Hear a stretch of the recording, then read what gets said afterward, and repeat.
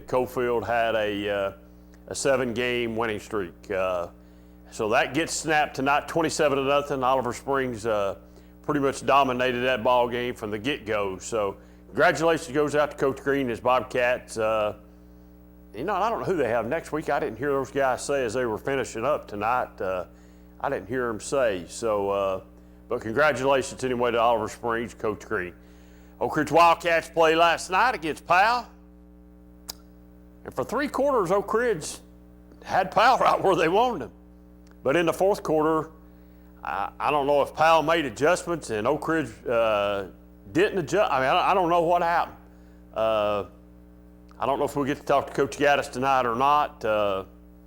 We'll talk about it here in a little while and see what we think about calling him. I hate to call him after a loss, but we'll see. We'll make that determination a little bit later on. But Oak Ridge goes down to Powell last night, 27-21.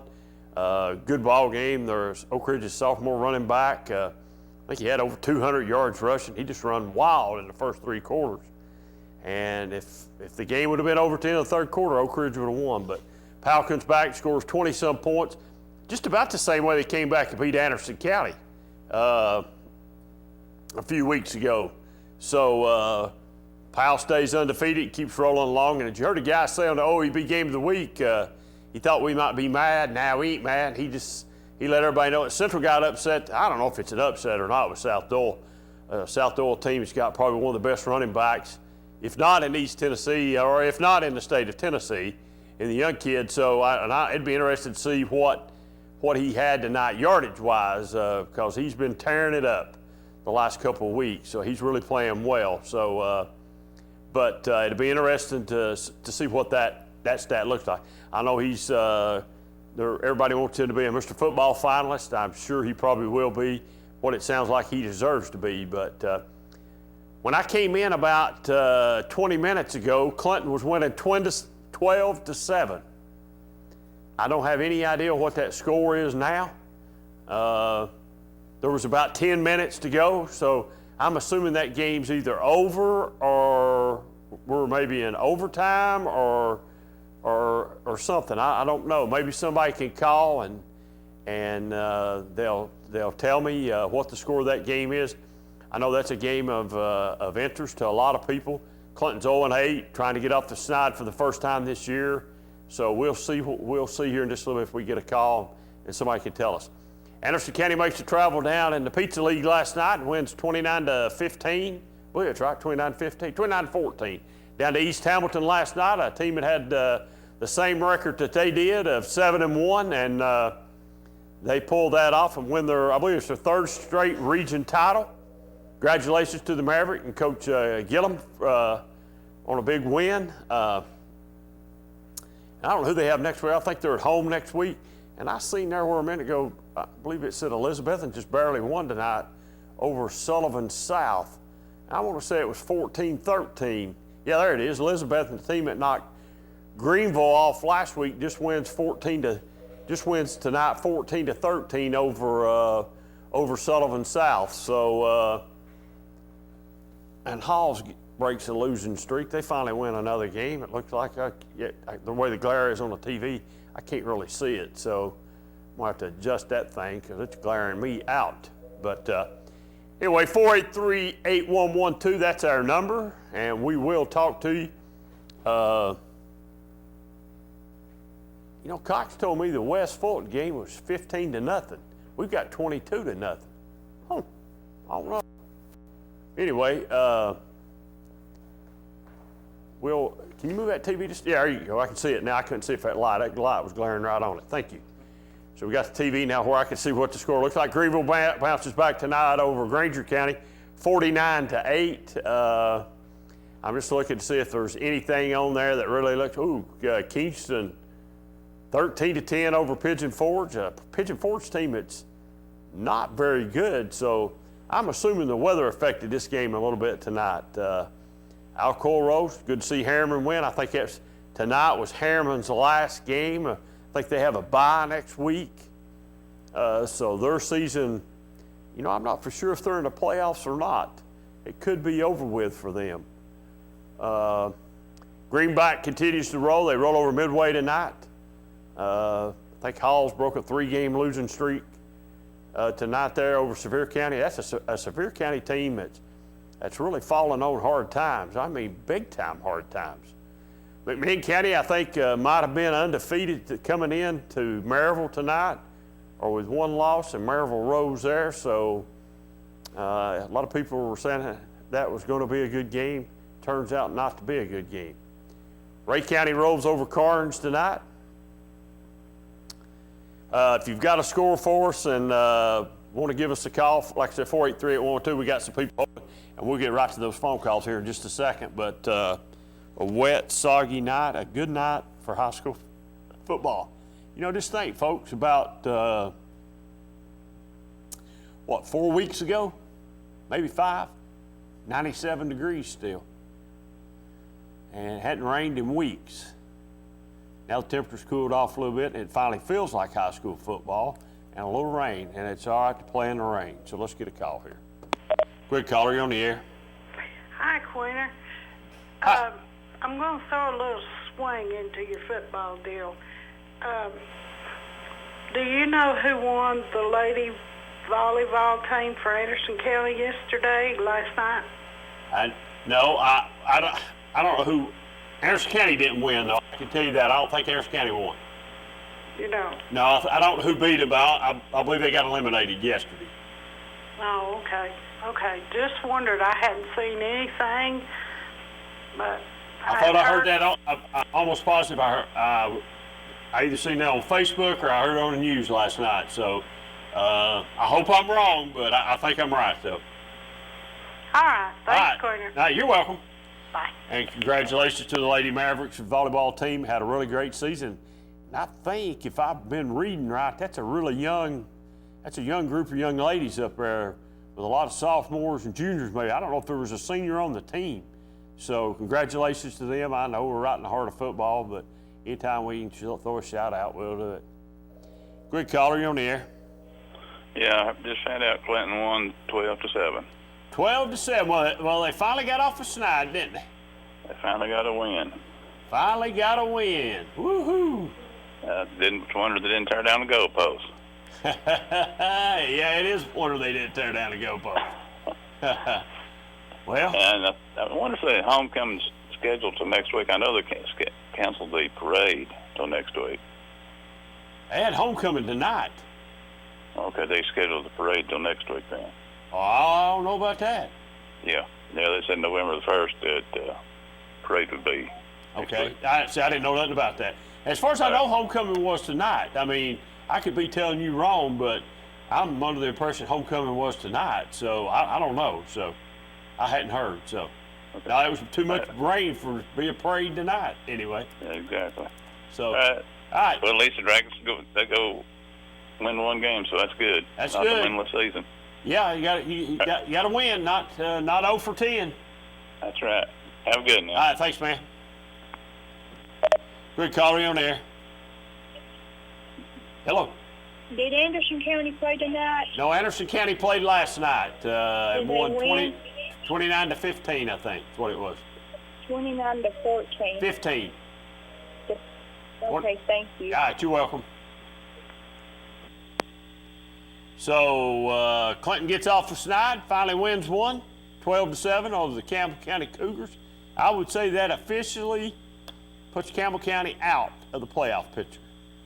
I'd say that that puts Campbell County officially out of the picture. I'm not 100% sure of that, but I'm 99.9% sure of that. So Campbell County's out of the playoff picture. Clinton played the spoiler tonight, and Clinton gets a win, the first win of the season. They're 1-8 now. Maybe they do need to have a parade next week. Quick caller, you on the air. How about Oliver Springs over Cofield tonight? Cofield got beat tonight by Oliver Springs 27-0.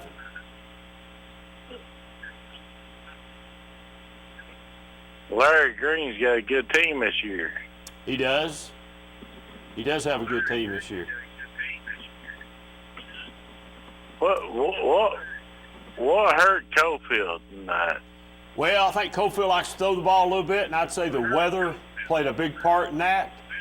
and turnovers played a big part in that. I think Cofield maybe had some turnovers earlier in that ball game, but it's weather for both teams. So it just affected one team more than it did the other. Oliver Springs is more of, I think, run it down your throat type team, and that's exactly what they did. Now, they did throw the ball some, though, from what I saw, what little bit I got to see of it.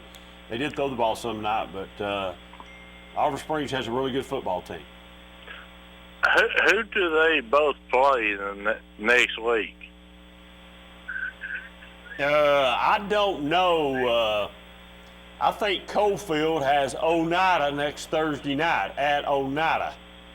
I don't know who Oliver Springs got. Hey, hold on just a minute. I can tell you if I look right here. I got a schedule right here. Hold on. Let me find them right here right quick. Oliver Springs next week has at home, they have Midway.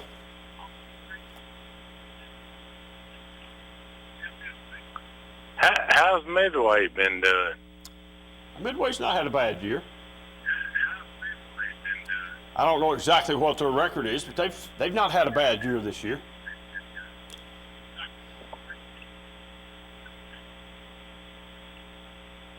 Thank you, sir, and I appreciate you putting this show on. All right, you're welcome. All right, thank you. Quick caller, you're on the air. Queener. That's me, buddy. It's Clem, brother. Try not to hold back your excitement for Clinton's first victory tonight. Sleepy and Hagan are already downtown Cumberland on the strip partying with McCamey. Yeah, okay. You believe that? Can I believe they're already downtown at the Cumberland party? No, I don't believe that. Oh, Lord. Hey, a big game tonight from the Bobcats, like you said, 27-0, and it was all Bobcats from the get-go. Going into it, I mean, I think everybody expected a competitive game. Like you said, the Yellow Jackets probably like to throw the ball a little bit more. So the rainy weather, both teams played in it, like you said, but I think it played to the Bobcat advantage. Cofield received the kickoff, the opening drive, fumbled. Bobcats picked it up for a touchdown, and they were off to the races from there. Cofield, a lot of turnovers, an interception, a lot of personal fouls. Never really able to get anything going. Oliver Springs turned it over deep into their own territory. Cofield never could capitalize on it. Just a good performance by Coach Green, Coach Kegley. Trey Boswell is a beast. I don't know if you got to see him play this year, but he does not go down until probably the third, second, or fourth hit. You just named a coach there. When did Kegley become such a great coach? Kegley's my man. No, I'm just kidding. Kegley was he was my driver's ed teacher when I was probably a sophomore in high school. And oh, God, your insurance is going to go up. I just gotten to know him, throughout baseball and after ball and all that. Everybody stays pretty close. So anytime I get to see him, I like to tell him, hey, good luck and all that. So. Now, did you go to? You didn't go to Oliver Springs, did you? Well, Rockwood was off tonight, so... No. Wait a minute. You said you about baseball. You didn't go to Oliver Springs, did you? Went to Rockwood, didn't you? I went to Rockwood, but Kegley was the coach there, so I played against Kegley. Oh, so the people down Rockwood got smart and ran him up to Oliver Springs then. Yeah, something like that. No, I like Kegley. I like to aggravate Kegley. There for a while, Kegley didn't want BBB12 to come to Oliver Springs. He said we brought bad luck when we come down there. No, so he's probably right. We probably did. Well, after tonight, I think tonight broke the streak, so I'm sure we'll be welcome back at any time. Yeah. Hey, I saw something yesterday. You heard of a doubleheader in baseball? Yeah. Yesterday they had a doubleheader at Nat Sugarman Memorial Stadium or Field in Kingston. The Yellows, the high school team, so Kingston High School, Rome County High School, they were having their senior night. So they wanted to keep, everybody dry, the parents and all that. So they bumped their game up to last night. Well, the Cherokee Middle School team had a playoff game. So at 5:30, the middle school kicked off and played. They won, I think, 52-12 or something like that. And then immediately following that game, Kingston played Pigeon Forge right after that and won 13-10 in a real close ball game that I think a lot of people thought was going to be a blowout. I know I expected it to be I didn't expect it to be that close of a game, but the Yellow Jackets squeak out a win, secure a spot in the playoffs. However, they lost probably one of their best running backs, Marcus Rose, broke a bone in his leg, so he's out for the season. And if you've got to see him play this year, he's a great running back, very quick with the ball, and he actually had a touchdown or two in that game. So Kingston's in the playoffs, but they're down one of their best players. All right. What seed they come in? 3? Is it a 3rd seed? Yeah, they're going to be probably the 3 seed. Everybody in the playoffs in Roane County is going to be traveling except Oliver Springs. You know, Rockwood will have to go Happy Valley or Sullivan North, one of those places 3.5 hours away. Harriman's going to have to travel. Kingston's going to have to travel. Midway, I think, is going to get left out. Then Oliver Springs, with the win tonight, they're going to finish 2nd, most likely, in their region, which what that does is, you know, Queer, it's going to put them on the other side of the bracket from Greenback. Yeah, so instead of having to play them 2nd round, they'll probably meet them in the 3rd round. Yeah. Just postpones, you know, I just soon go ahead and play them right off the bat. Just you know, it's like when you got Alcoa in your region. All roads lead to Alcoa. All roads lead to Greenback. All roads lead to Meigs County. You know. Well, so it's like I said, I just seem to go ahead and play them in the 1st round. Let's just tee it up and get it on because. Yeah, just at what point do you want to rip the Band-Aid off? At what point you want to rip the Band-Aid off? Because I really do believe I don't know that Oliver Springs can beat Greenback, but I would think Oliver Springs goes in with a little bit different attitude the way they were treated last time. They better anyway. I think it'll be a lot closer game when they do get to meet. Hopefully again in the playoffs. But you know, like I said, that's going to be a tough game for anybody to take down Greenback. They're a heck of a team, and you know they've got that Alcoa, Maryville, William Blunt pipeline where you know they seem to have players coming from all different communities. Yeah, you're right, and it's hard to go to Greenback and win a ball game. I don't care who you are; it's hard to go down to Greenback and win a ball game. That's a heck of an atmosphere with their trucks backed up to the fences and all that.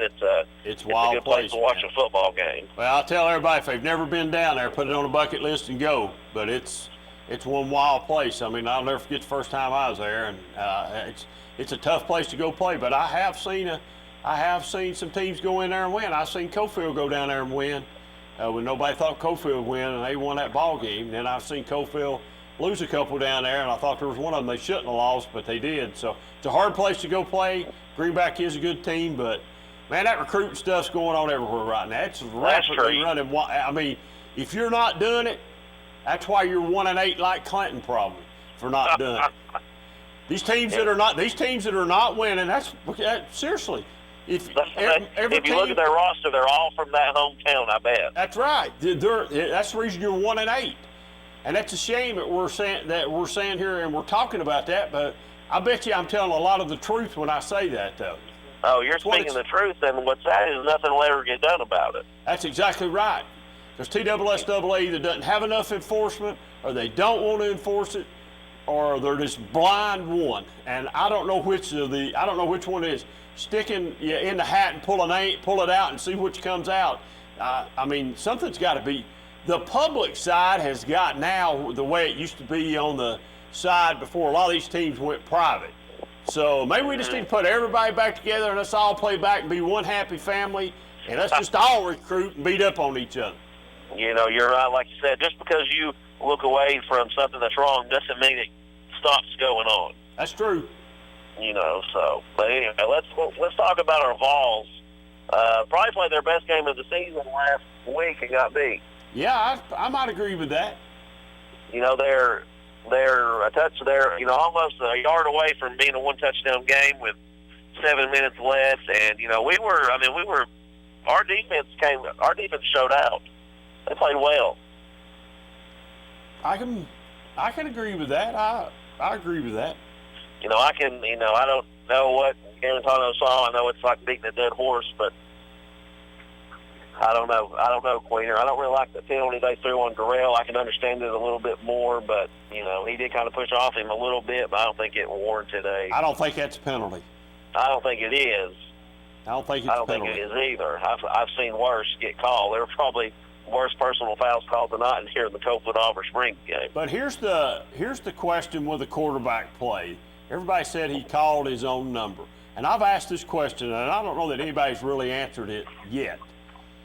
If the young man is able to go to the line and he's able to change the play, then I mean, I don't understand if he called his own number. He didn't do what he was supposed to do. I'm assuming. Okay. Well, Cox he ain't slid on the camera here yet. He's waiting on me for us to readjust. But he says he just ran the ball. The offensive line wasn't prepared for what he done. So. No, because they were pulling and it looked like they were going to run to the left side. And then Pruitt, he was pretty colorful if you could read his lips when he asked him, what are you doing? Yeah, I just thought maybe he checked out of it or something and checked out and it just didn't. So what he called it, he checked out of it into his own thing. I mean, so if we're allowing him to check out of plays and what he sees, then I didn't see nothing wrong with it, and I sure didn't think the little tug on the face mask. I've sure seen a whole lot worse in my time around football. So I know it's changed, but I heard some comments from some Vols for Life. It was on another sports program on Sunday. They said if Pruitt would have tugged their face mask back in the day, the fight would have been on right then on the sidelines. I heard that same conversation on my way to church that next Sunday, and I really expected him to be okay with it. I was kind of taken back that, heck, he put 2 fingers on his face mask, and I mean, probably a lot worse happened to me or you and Cox if he plays football, and I mean, what he was doing, he was going to walk right by and not stop. Because if he grabbed him and slowed him down enough, he was gone. He was going on to the sidelines. He wasn't going to hang around. So no, he wasn't hanging around, man. So anyway, it is what it is, and we'll move on. We'll see if they can win tomorrow. I don't know if they can or not, but we'll just line it up and play it. That's the best thing to do. We'll see. It's going to be a rainy one. If you're in the market looking for tickets, tomorrow's your day to scalp a ticket. I heard that. Well, I'm going to sit in my recliner and watch it. That's right. R1, recliner row 1. That's right. All right. Well, y'all have a good evening, good luck, and keep it going. See you, man. Thank you. Hey, let's jump out here and take a quick break. And when we come back, we'll have the mastermind on the program. He knows it all. And 483-8112, we'll get his, he owes us from last week. So he's got a lot of talking to do. We'll be right back in a couple minutes. Evans Mortuary has been serving the needs of families in and around Roane County since 1976. As established members of our hometown community, we understand the security of dealing with people you can trust. We build our reputation on this trust.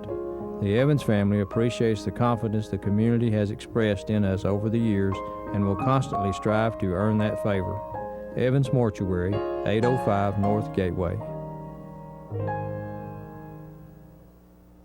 For 30 years, Reno Sporting Goods has been a leader in supplying the highest quality equipment and apparel for sports teams throughout East Tennessee. Athletes, fans, and coaches alike rely on the knowledge and experience that only Reno's can provide. For the best in team sports, shop Reno Sporting Goods. It's nothing personal. It's just business. Hello? That's how some people do things. Right away.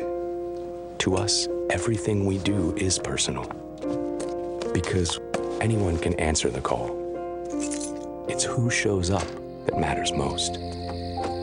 That's the quality of your independent agent and the company that stands behind them. Griffin Insurance is your local independent auto owners insurance agency.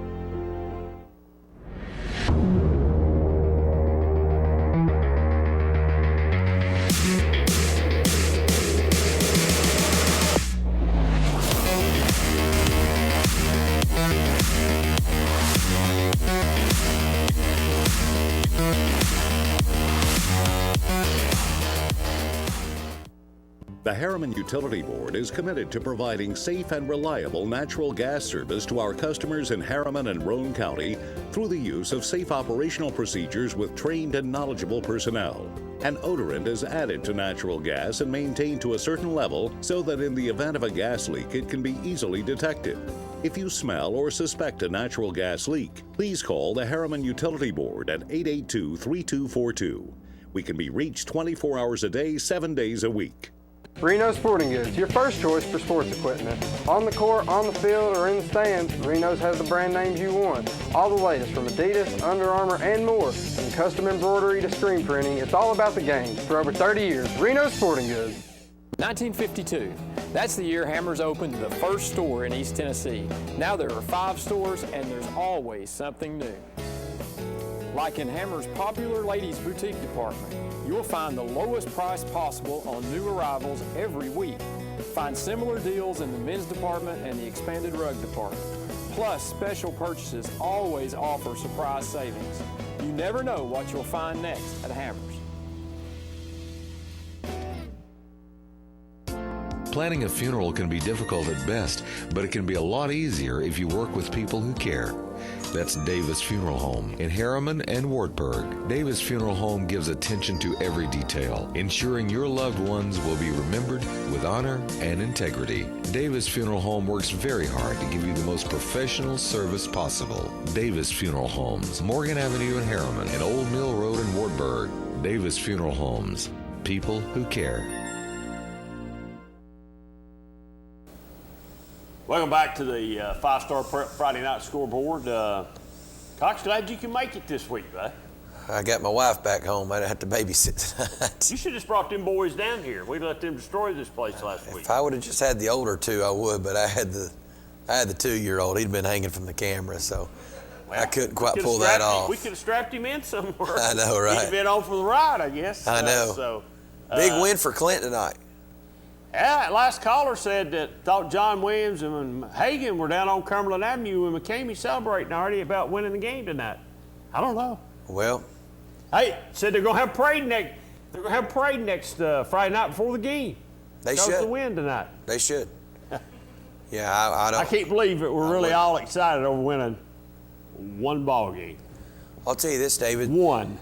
We've been following high school for a long time, and that's really the first game I think I can remember that Matt and Justin Price have lost that they probably were the favorites.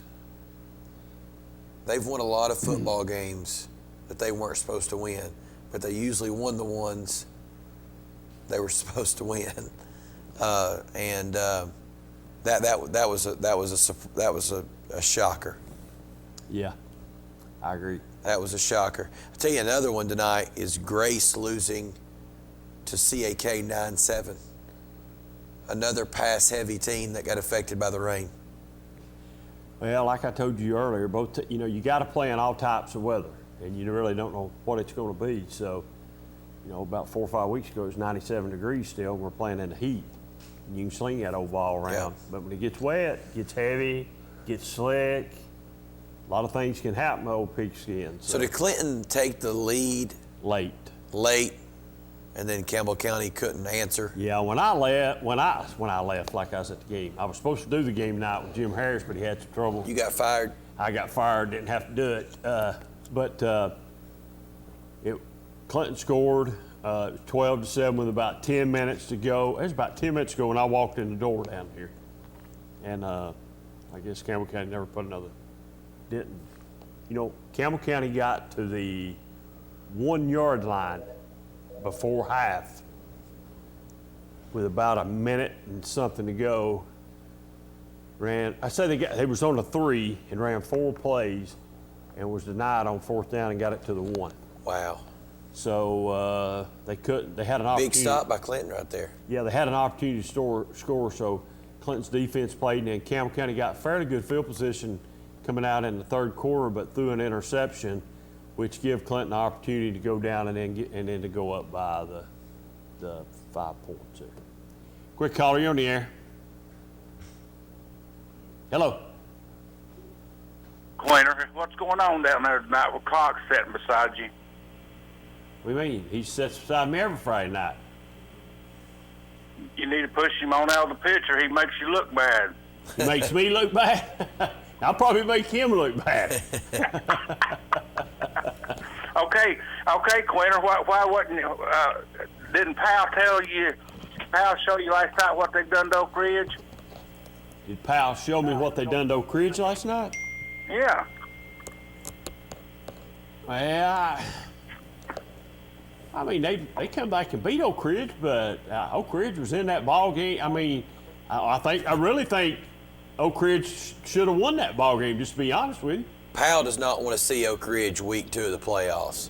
No. Okay, Cox. Yeah, we're going to see them. I'm just telling you. Are you a Powell fan? You got it. You're a Powell fan? Did they recruit a kid from your area and now you're a Powell fan? No, they recruited 5 of us. shut up, Cox. Quit talking like that. You'll get us in trouble. I'm not getting troubled. I'm just being honest. Oh, They're going to kick me out of Powell before I move in. I'm a Maverick fan, guys. That's my team right there. We know you are. Well, like I said, hey, I got a text. Clinton will have a homecoming parade next week along with senior night, so you're right. They're having a parade for that. Well, they won the biggest game of the year. Yeah, they did. One. Yeah. If they win next week, they eliminate Carnes from the playoffs. They would have eliminated Campbell County from the playoffs, which means Fulton has to win. Nope. Who do they play next week? If Clinton beats Carnes, Fulton's in the playoffs. Clinton can't beat Carnes. Carnes has won one game all season. Yeah, but they've played some hard games, though. Come on now, give them benefits of the doubt. Hey, I got a question for you, Mr. Anderson County. I might not be able to handle it. Are you more excited about getting Greenville at home in the second round, or not having to travel to Greenville to play them in the third round? I'd rather travel to them. Would you? Yeah. I believe we'd be pumped up more. So you'd rather go up there in round 3? Yeah. Well, it's going to be interesting. Yeah, it's going to be. Seriously, it is. And if them boys don't get pumped up, you know what Greenville's going to do. I just wonder if Anderson County believes they can beat Greenville, or do you think they go into that game hoping to beat Greenville? I think they go in that game doubtful. Doubtful. Yep. And that's coming from a faithful. That is coming from a faithful. And I agree with you. I think when you've been dominated, well, you got beat, the first year, caught a bad break with the ACL injury, and then you get dominated like they were last year, you're probably thinking, man, how good are they? Now, if we could get them at home, it might be a different story, get the fans behind it. But going up there, it's going to be, and that's my opinion. I played ball with them for 4 years, and I don't think that I love them to death, but. Oh, wait a minute. You'll have Greenville at home. You'll have Greenville at home. Well, I thought it was at Greenville. No, Greenville. No, they're going to be. It's going to be a second round game instead of a third round game. Greenville got upset by Elizabethan. Yeah. Okay. The third round game be going to Elizabethan to play Elizabethan. That's a different story, though, guys. There. Yep. So now you went from doubtful to maybe. Yeah, if we got them at home, it's a different story. Well, Mr. Ballard said it was a well-written story last year at Anderson County. Now, all jokes aside, where does Oak Ridge go since Powell beat them? Can I answer this? Yeah. He's the Oak Ridge guy. He rides the bus with Gaddis, and he didn't get invited, and that's why they lost late in the game. But West athletic director was telling me tonight that all the West coaches were hoping Powell won that football game. Because by Powell winning that football game, that puts Powell in the 1 seed, Oak Ridge in the 3 seed, and now West don't have to play either one of those teams until the quarterfinals. That's correct. Oh. So now that shot them in the foot. So now West and West and Oak Ridge will have to play round 2. Yep. I thought I heard somebody say, I don't know if it's last night or Wednesday night, maybe David Clary said this, they might have to go to Ray County. Who? Oak Ridge? No. Ray County, I think, will win the region. I think that 4th place team goes to Ray County, I thought. I thought the 2nd place team went, Cox. No, it'd be the 1, 4, did Ray 2, County, 3. Did Ray County not win the region? You're right. I don't know. I just thought I heard David Clary say he'd rather go to. He don't mind going to. It's not a bad place to go to Ray County. I don't know, but I don't know. It'd be interesting to see what AC can do this year with Greenville. I know that's still a few weeks away, and you got to win those other ball games, but We'll see if playing a little tougher schedule this year has helped them out any. And well, I just think if they got it, we got them at home. It might be a whole totally different if we can get the fans in there behind them, because that's a big game right there. Well, the fans were behind them last year. That place was packed. David Clary might be right. I don't know David, but Salty Daisy beat Red Bank last week 14-7. I think Oak Ridge goes to Ray County. Maybe they go to Ray County and the fourth place team goes to Saudi. But Oak Ridge will play at home, won't they? Nope. No. On the road. They're on the road now. No home games for the Wildcats. Well, Lord. They needed to win. Even if they won last night, I don't know if they'd have had a home game. If they beat Powell, they would have. No, they wouldn't have. They'd still be. I think it's third place. I agree. I think they're third place because when all three teams, you had West who beat Oak Ridge. Who got Oak Ridge second? West. West is second now. Oak Ridge is third. Fourth place is still to be determined. Well, where's Powell going to wind up at? Powell play They'll be the 1 seed. They'll be the 1 seed, and they'll play the 4 seed out of that Saudi Ray. Is that Walker Valley, mate? Is Walker Valley in that? They'll get put out the first round. Yep, I got Walker Valley. Who else? No, Powell won't be put out the first round. I disagree with you. So? No, I think Powell might. If anything, they might get put out the second round when they get to play the Wildcats again. You think that? I don't think they'll wind up playing them again. Well, they might not. I think that. Powell didn't. All jokes aside, that game last night I was there, and I guess you was too. It was a good game. It was amazing to see Powell come back and score 21 points that fourth quarter. Well, it's not the first time they've done it this year. They've done it to y'all too. They done it to Anderson County. Yeah, I think we had them beat. I think the difference was they scored 27 against Anderson County. Just like Oak Ridge, we had them beat. And then they come back that fourth quarter. I don't know what that coach says to them, but they come back that fourth quarter, and you can't stop them. That is a 4-team region down there. Saudi Daisy, Ray County, Walker Valley, and Lenoir City. So Powell's going to go play. And the reason why is because Catholic dropped out of that region. That's right. Powell's going to go play Lenoir City, and Lenoir City got beat again tonight by somebody, maybe Ray County tonight. I seen it earlier on the screen. So Powell will go play Lenoir City. That's guaranteed. That put them back second. That puts them in the second round. Looks like Oak Ridge possibly will play Ray County. That put them in the second round. And that'll put them, Powell, probably head up in the second round. But they'll play at Powell or Oak Ridge? Powell. They'll play at Powell? Powell. All right, guys, you do a good job. I think Tennessee played a lot better last week. What do you think? They did. I hope they can play tomorrow. They got a good chance, I hope, beating South Carolina. You think they got a chance to score a touchdown tomorrow? A touchdown? Yeah, that's the problem.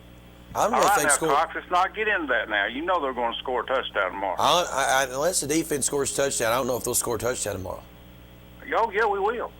Shroud at quarterback. We're going to score a touchdown tomorrow. Butch Jones recruited that young man. You want to bet lunch on it, Cox? You want to bet lunch on it, he said? That the offense scores a touchdown?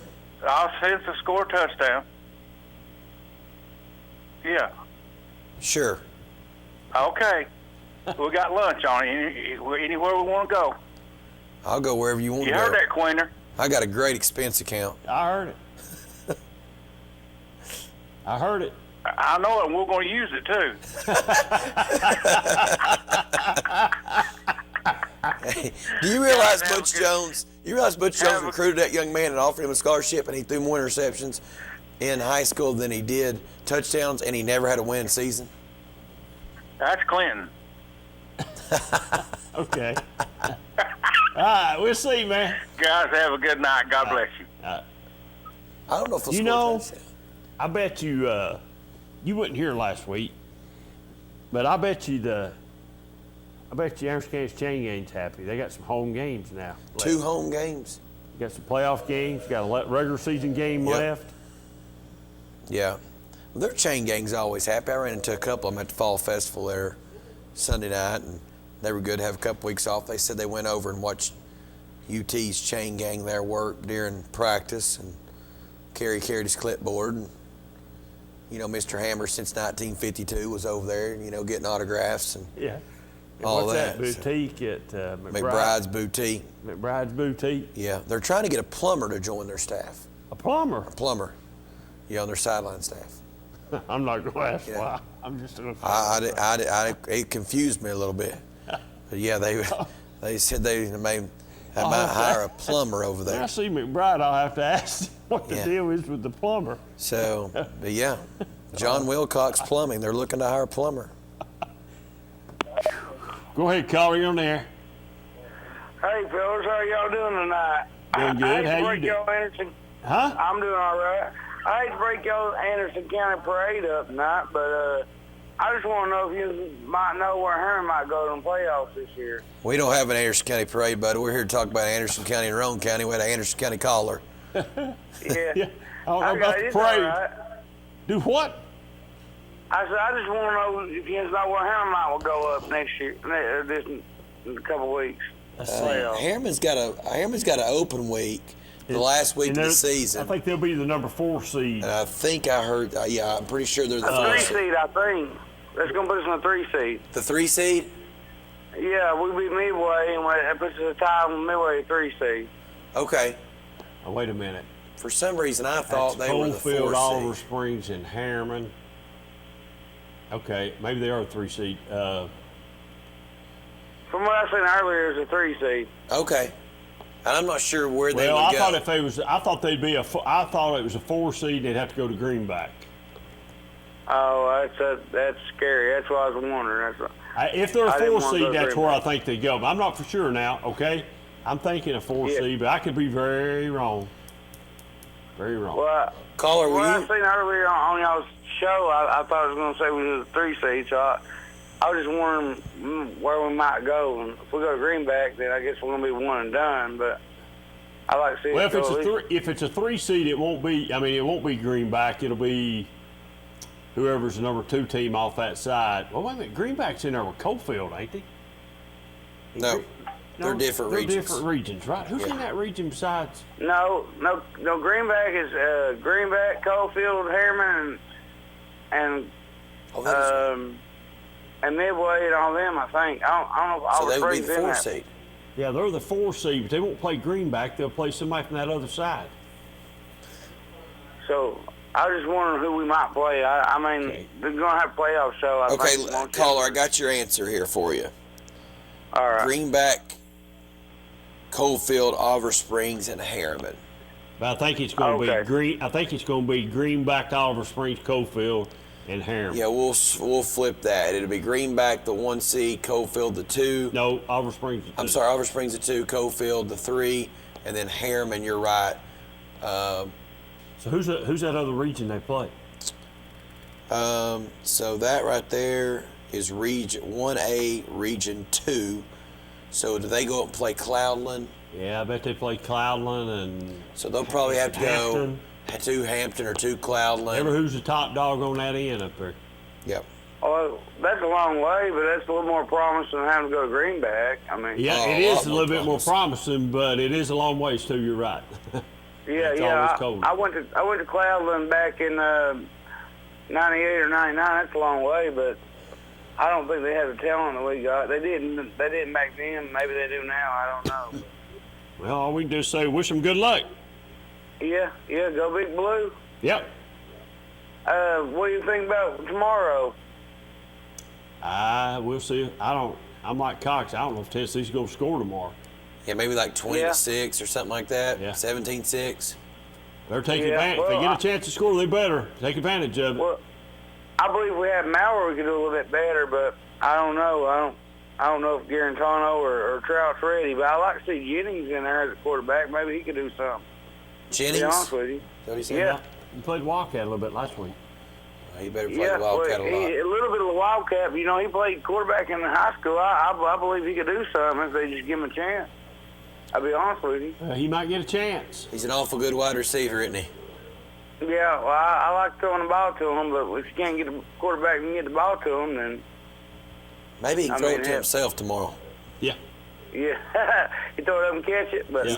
anyways, guys, I like y'all's show. Y'all have a good one. All right, Thank you, see ya. buddy. All right, we got to get off the Harriman parade and get on somebody else here. That's exactly right.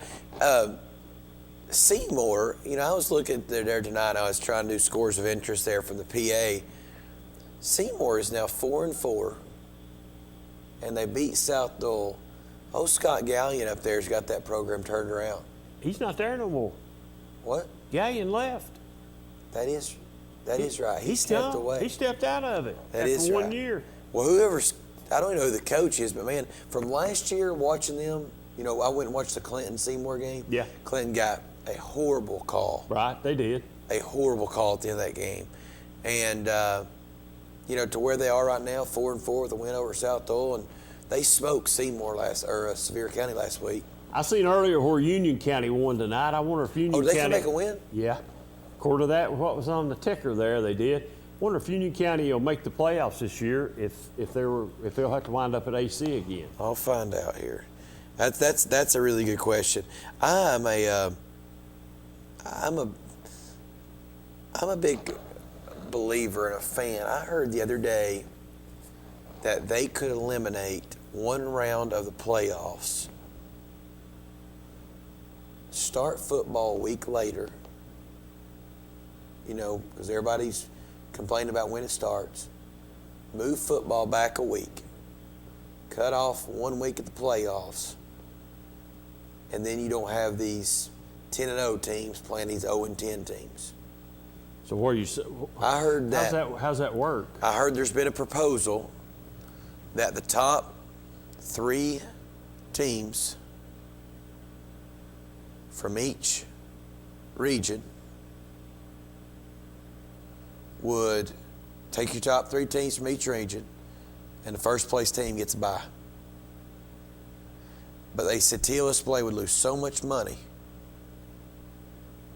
during that, doing that they didn't think they would do it. But I heard there's a proposal going to be put in for 3 teams from each region. And Well, how does that eliminate? How's it? I don't understand how it eliminates. right now you got 4 teams. Right, but still, if you if the first place team gets a bye, you still got to play that other game, don't you? I'm pretty sure the way the proposal is, it gives TLSplay 2 options. It gives them an option. Okay. It gives them an option where the first place team gets a bye, and then it gives them an option where the top 3 teams get in, and I guess 1 would play 3 and 2 would play 2. Okay, I see what you're talking about now. I've had to think. You see what I'm saying? Yeah, I know. I see what you're saying. That's what I'm saying. They've got They've got 2 different options in this proposal. Give the person a bye for actually winning the season, which I understand that it's a long season, or you do 1-3 and 2-2. Now my question is, we're still not eliminating that team that's 1-9 or possibly 0-10, right? But possibly you are. If you look at it, there's a good chance you are, because a lot of times 1 playing the 4 is 10-0 playing 1-9. I still think you will have some teams with losing records. Yeah, but wouldn't the 1-9 team play just the second place team then instead? No. So follow me here. Right now, the 1-9 team is the 4 seed. Right. Eliminate the 4 seed. So you wouldn't have the top. You'd only have the top 3 teams from each region. So, but the first place team in that top gets a bye. So you've only got 2 teams playing. Yep. Oh, I'm with you. Look, okay. Yeah. All right. So I'm buying it now. They're giving them 2 different options right there. 2 different options. 2 different options to work with. And it makes sense to me, because all these football coaches are wanting to start the year later. Well, if you're Why? Heat and coming back right at the 5th of July. Yeah, but just think about something about heat. Heat was going on 4 or 5 weeks ago still. So this year wouldn't have mattered. You would have still had the amount of heat that we'd have had if we're starting in August. Remember, in fact, it might have been hotter 4 or 5 weeks ago than it was in August. Yeah. I mean, that's just I understand. But I think if you take the majority of the football coaches around the state, they all want to start a week or 2 later. Your state tournament is still going to be right there the week after Thanksgiving. Your semifinals still on Thanksgiving, but you push everything back a week and you get rolling with it. Well, I like cutting out around the playoffs. Well, what I think it makes it more competitive. What I think they should do is cut out a classification on the public side, and let's get to 5 classifications on the public side. That's me. Only have 5. But you talk about money. I'm sure that's a money issue too. I agree. Now, I think that's why they're trying to put a couple proposals together, because what schools are saying is TSSAA really isn't making a lot of money in round 1, and schools are losing money. And teams that are 1-9 that have no chance are spending $2,000 to $3,000 for a Friday night bus and feeding kids to go get beat 50-something to nothing. So when does TSSAA start looking at the school and the money they're losing? Well, so now it's not. So now it's left. It's not about making the playoffs anymore. It's about making the playoffs, but you're gonna have to spend money. I mean, if you think about it, think about if you're in a 4-team region. Look, okay, let's do Lenoir City for example. Yeah. Let's say if Lenoir City's in a 4-team region, which they are, and they had to go play somebody, that was 2 hours away. Kids are getting out of school. You're going to spend $2,000 or $3,000 and go get beat by a South Door or a Central or somebody by 35 points. Yeah, let me ask you a question though. But couldn't that happen to you in the second round too? Well, but the thing is, Lenoir City wouldn't make the playoffs in this instant. You see what I'm saying? So that's I see what you're saying. I'm with you on what you're saying. I got what you're saying. Wow. Yeah, but I heard this proposal is going to be one of the things that gets presented at TSSAA, and it's going to be that only the top 3 teams from each region make the playoffs. Think that'll pass? I don't know. It'd be interesting to see. I mean, can you imagine right now if you're West and you lose that game the other night last week to Powell, and now you're and what they would do is the odd region would host the 2, like the 2 seed the first year, even 2 seed would be home the second year. And can you imagine Ray County? How much better would it be Ray County and West playing each other, and Powell playing Walker Valley versus Powell playing Lenoir City for that first round game? Yeah, I see what you're talking about. I mean, tonight. No, and I agree with you, but okay. Well, I still say, though, it's come down to the point where the deal is it's to make the playoffs. It's really not Lenoir City's fault, though, that they're in a 4-team region. But you play to go to the playoffs. That's right. You play to get in the playoffs. So you play to get in the playoffs. But at the same time, if you look at the same time, I understand what you're talking about. I understand. Yeah. Well, let me ask you this: instead of having the state tournament in Cookeville and having them all together, why wouldn't they be better off just picking if it's 2 East Tennessee teams, play up here and play on a neutral field somewhere that's got a pretty good sized stadium, and cut down on some of the expensive stuff and just have the game up here and do the same thing like they do anything else, but save the schools money and everything else, and still having site championship games, have them off-site. Or maybe it's the team that maybe the team with the best record gets home field advantage in it. I know that you're getting some advantage. You want to go play on a neutral site, but I can think of a lot of ways other than saving money. If you've got a bus down to Cookeville and say you got that first game on Saturday, you're probably going to have to spend the night in Cookeville Friday night. Yeah, according to where you're coming from. But at the same time, if you're coming from Memphis, you are spending the night on Friday night. Oh yeah, for sure. And if you play on Thursday, Would a private team, would a public school play on Thursday? They do. Is it Thursday? They rotate them now. It's rotated, right? I mean, so if you're a privates play Memphis on team and Saturday. you come here and you're not playing until Friday, you're probably traveling down. You're going to spend Thursday night and Friday night if you're coming from Memphis. If you play the last game of the night, You sure are. never You're not know. making that track home. Yeah, you never know. You never but know. the thing is, when you're spending $2,500 to play for a state championship, or you spend $2,500 to go get beat by 50 in the first round, the stakes are a little different. Well, yeah, I know. I agree with you, but I'd still say it's about making the playoffs. So. Yeah, but I just think, but at the same time, you know, we give out participation awards now, and you go 2-7, you win 2 games in your region, and you're in the. I mean, well, if you're going to do that, why not just cut it back? Why not just cut it back the way it used to be? We only took 2 teams, and that's it. Take the top 2 teams and roll with it from there. And it used to be a lot more competitive, didn't it? It used to be a lot more competitive, and just take the top 2 teams and no more and nothing else. Yeah. That's just me. Let's get a call. Quick caller, you're on the air. Hey, Queener. Yeah. Queener. Yeah. Kentucky districts now are playing, like you just said, the top 2 teams up there. Okay? They was trying to go with what Cox was saying about the 3 teams up in Louisville, on up in Kentucky. Yeah. For years.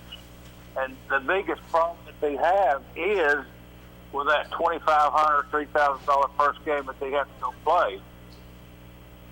So they split that field now, like you was talking about, when we would travel to Green, go all the way to Nashville. Well, they split the field where they play in Knoxville.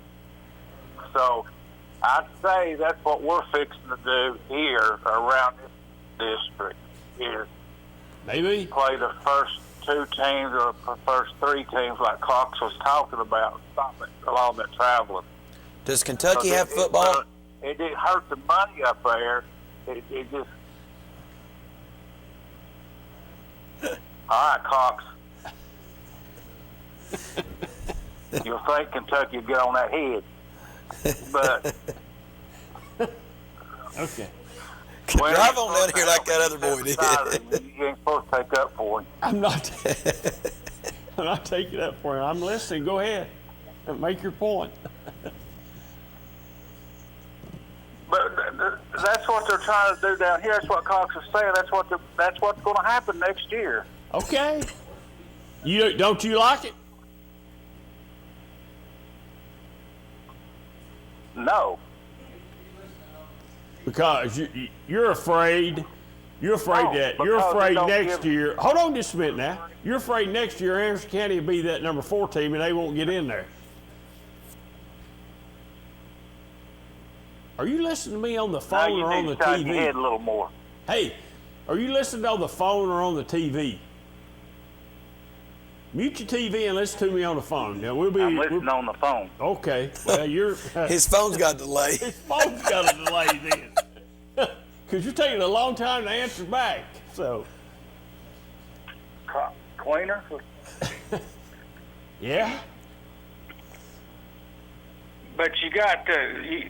You take teams like Oak Ridge, Anderson County, Powell. That's the only ones that's going to wind up in your playoffs, and if they go that route. Because Harriman, Lenore City, and them teams are going to be kicked out. Well, down in Roane County, they're trying to incorporate all the schools together anyway, so it might not. That ain't going to happen either. Well, I don't know that it's not going to happen. I don't live down there, so I don't really care neither. So. Are you the mayor of Roane County? Hey, listen. I'm the mayor of Oliver Springs. Do you hold a political office? Because you're powerful, man. You know everything about everything. That's the best way to be, eh? I guess. I guess. I'm trying to get like Cox. Well. Go Mavs. Just joking, guys. But, you know, I seen it happen up there in Kentucky. I seen that same stuff happen to him. Well, sounds like it might not be a bad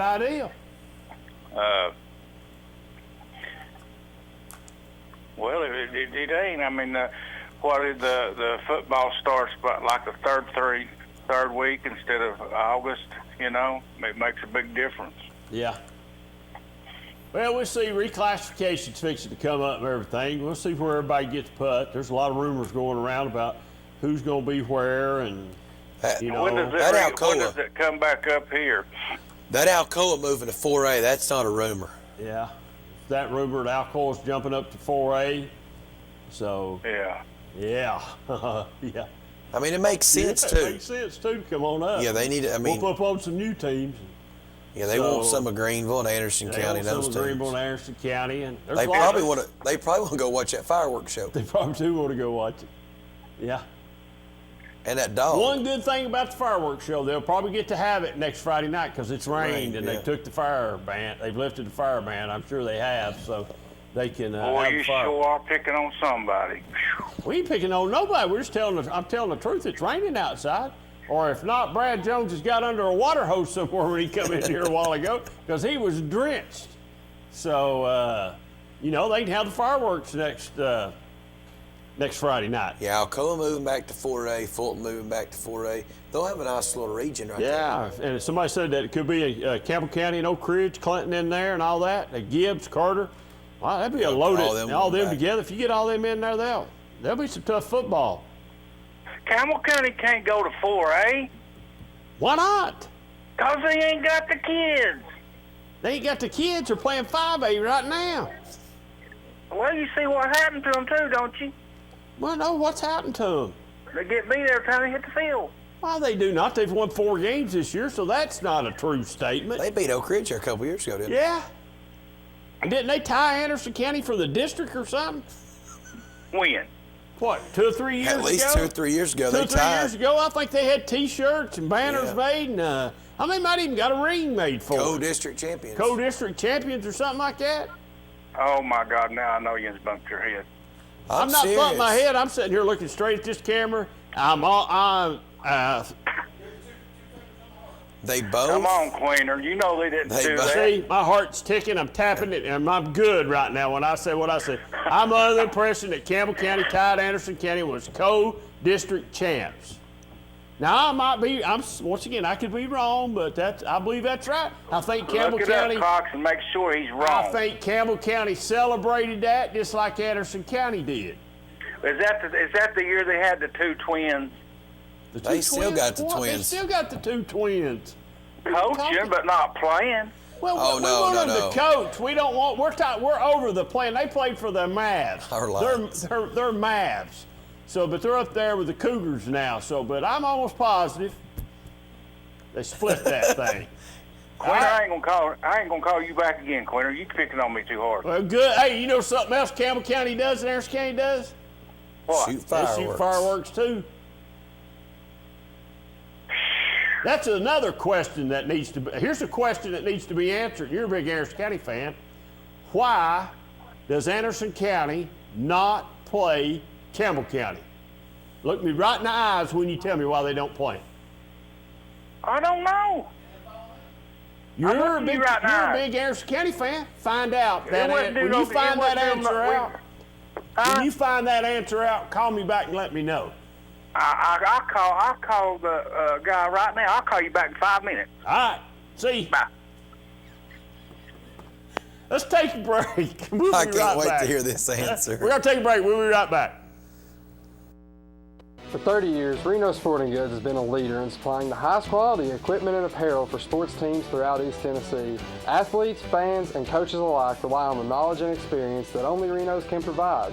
For the best in team sports, shop Reno Sporting Goods. Planning a funeral can be difficult at best, but it can be a lot easier if you work with people who care. That's Davis Funeral Home in Harriman and Wartburg. Davis Funeral Home gives attention to every detail, ensuring your loved ones will be remembered with honor and integrity. Davis Funeral Home works very hard to give you the most professional service possible. Davis Funeral Homes, Morgan Avenue in Harriman and Old Mill Road in Wartburg. Davis Funeral Homes, people who care. You don't think it'll happen to you twice. First, it was a fire. My agent was right there and helped me rebuild. then the tornado destroyed everything again. Both times, my independent agent and auto owners took care of me like someone takes care of family. For whatever lies ahead, we're always there. Griffin Insurance in Kingston is your local independent auto owners insurance agency.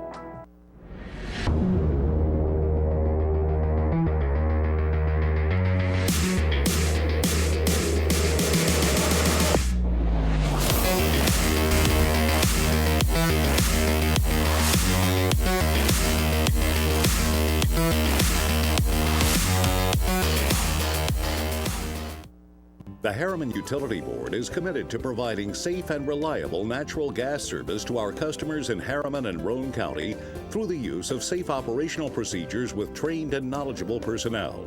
An odorant is added to natural gas and maintained to a certain level so that in the event of a gas leak, it can be easily detected. If you smell or suspect a natural gas leak, please call the Harriman Utility Board at 882-3242. We can be reached 24 hours a day, 7 days a week. Breaker, breaker, good buddy. We've just rolled in from Georgia with a truckload of throw rugs. That was back in my truck driving days, many years ago. Rugs are still rolling in from Georgia every month, featuring Oriental and contemporary area rugs, carpet-style throw rugs, and much more. All rugs are sold at the lowest prices possible. Find your rug at Hammer Stores. Evans Mortuary has been serving the needs of families in and around Roane County since 1976. As established members of our hometown community, we understand the security of dealing with people you know you can trust.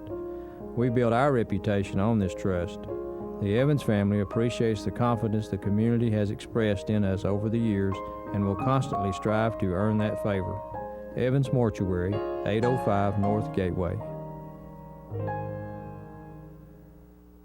Reno Sporting Goods, your first choice for sports equipment. On the court, on the field, or in the stands, Reno's has the brand names you want. All the latest from Adidas, Under Armour, and more. From custom embroidery to screen printing, it's all about the game. For over 30 years, Reno Sporting Goods.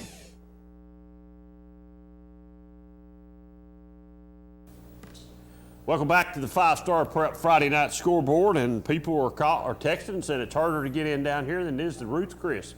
Come on down. Well, if you come, bring us a steak, though. We don't like that. Greg Collar, you're on the air.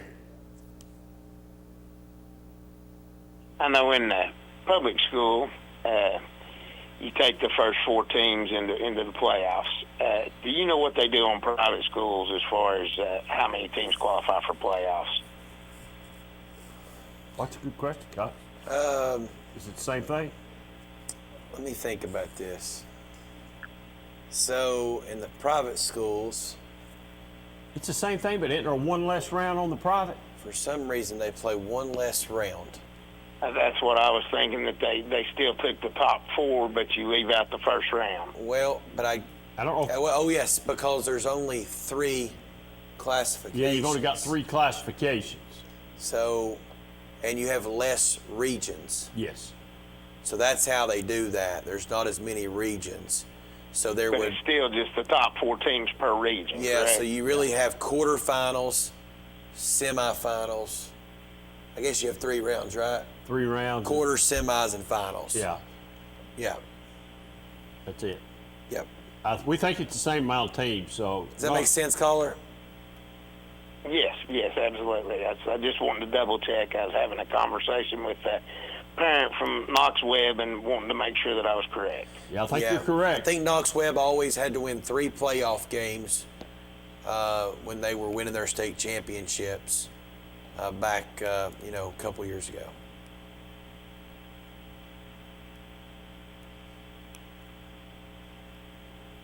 All right.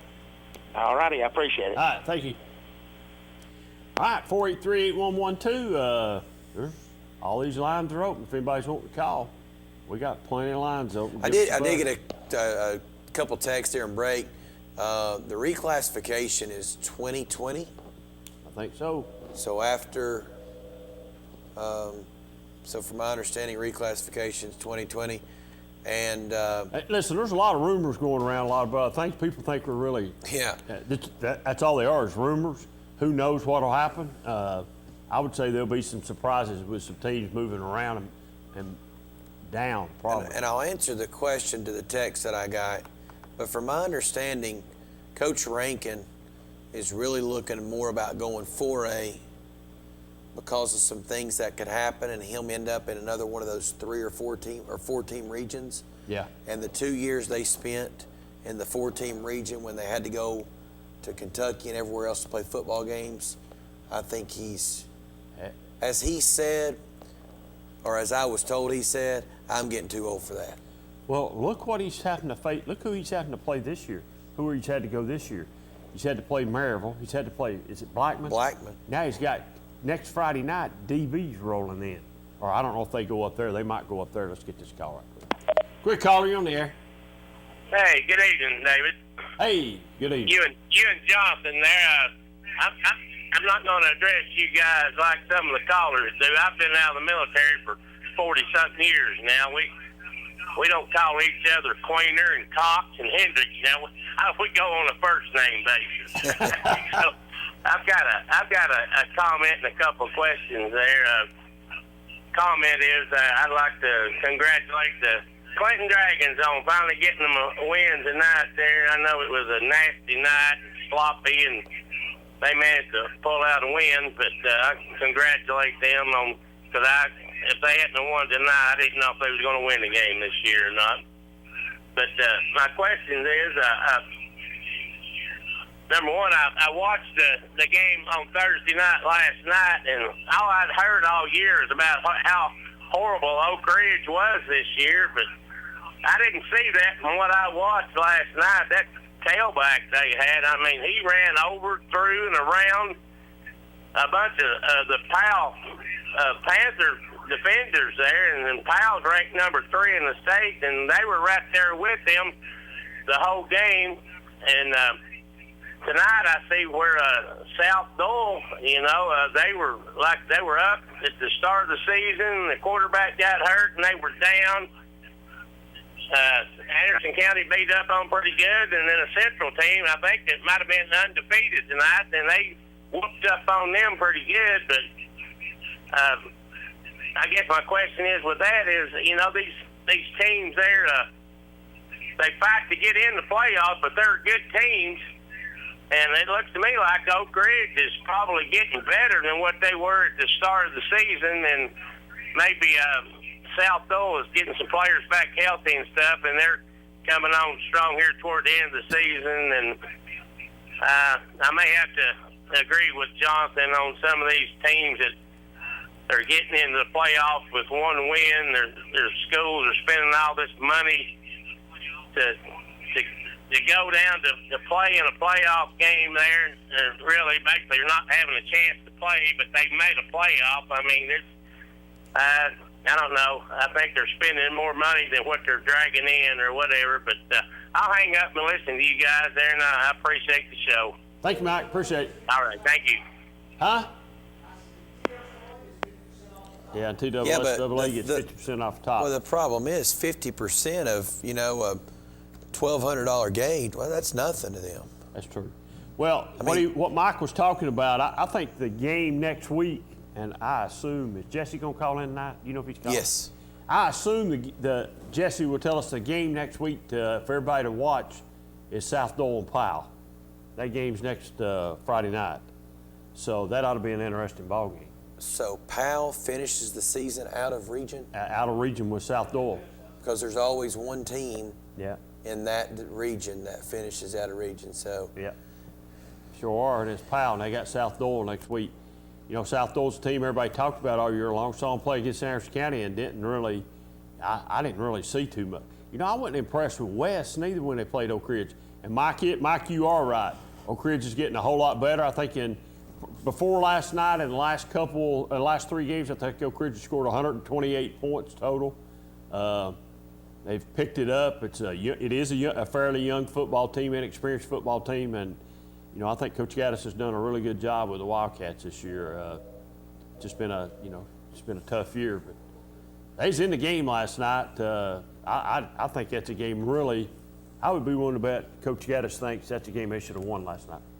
Oh yeah, yeah. I mean, anytime you got a chance to win, we'll go ahead and get him. Go ahead, caller. You're on the air. Hey, guys. Jesse Smithey. How are you? Doing good, Jesse. How you doing, bud? Just recovering from a wet, soggy night out at South Oil, and just got done with our social media show, 5 Star Live, and just in search of a little dinner right now. Search for a little dinner. Call Donnie Cooper. He'll feed you. I don't know Gary if Terry might meet you up here at the Waffle House. Yeah. He might. He might. Yep. Any big shocks tonight for you, Jesse? I mean, was the South Doyle Central game, was that an upset? It was.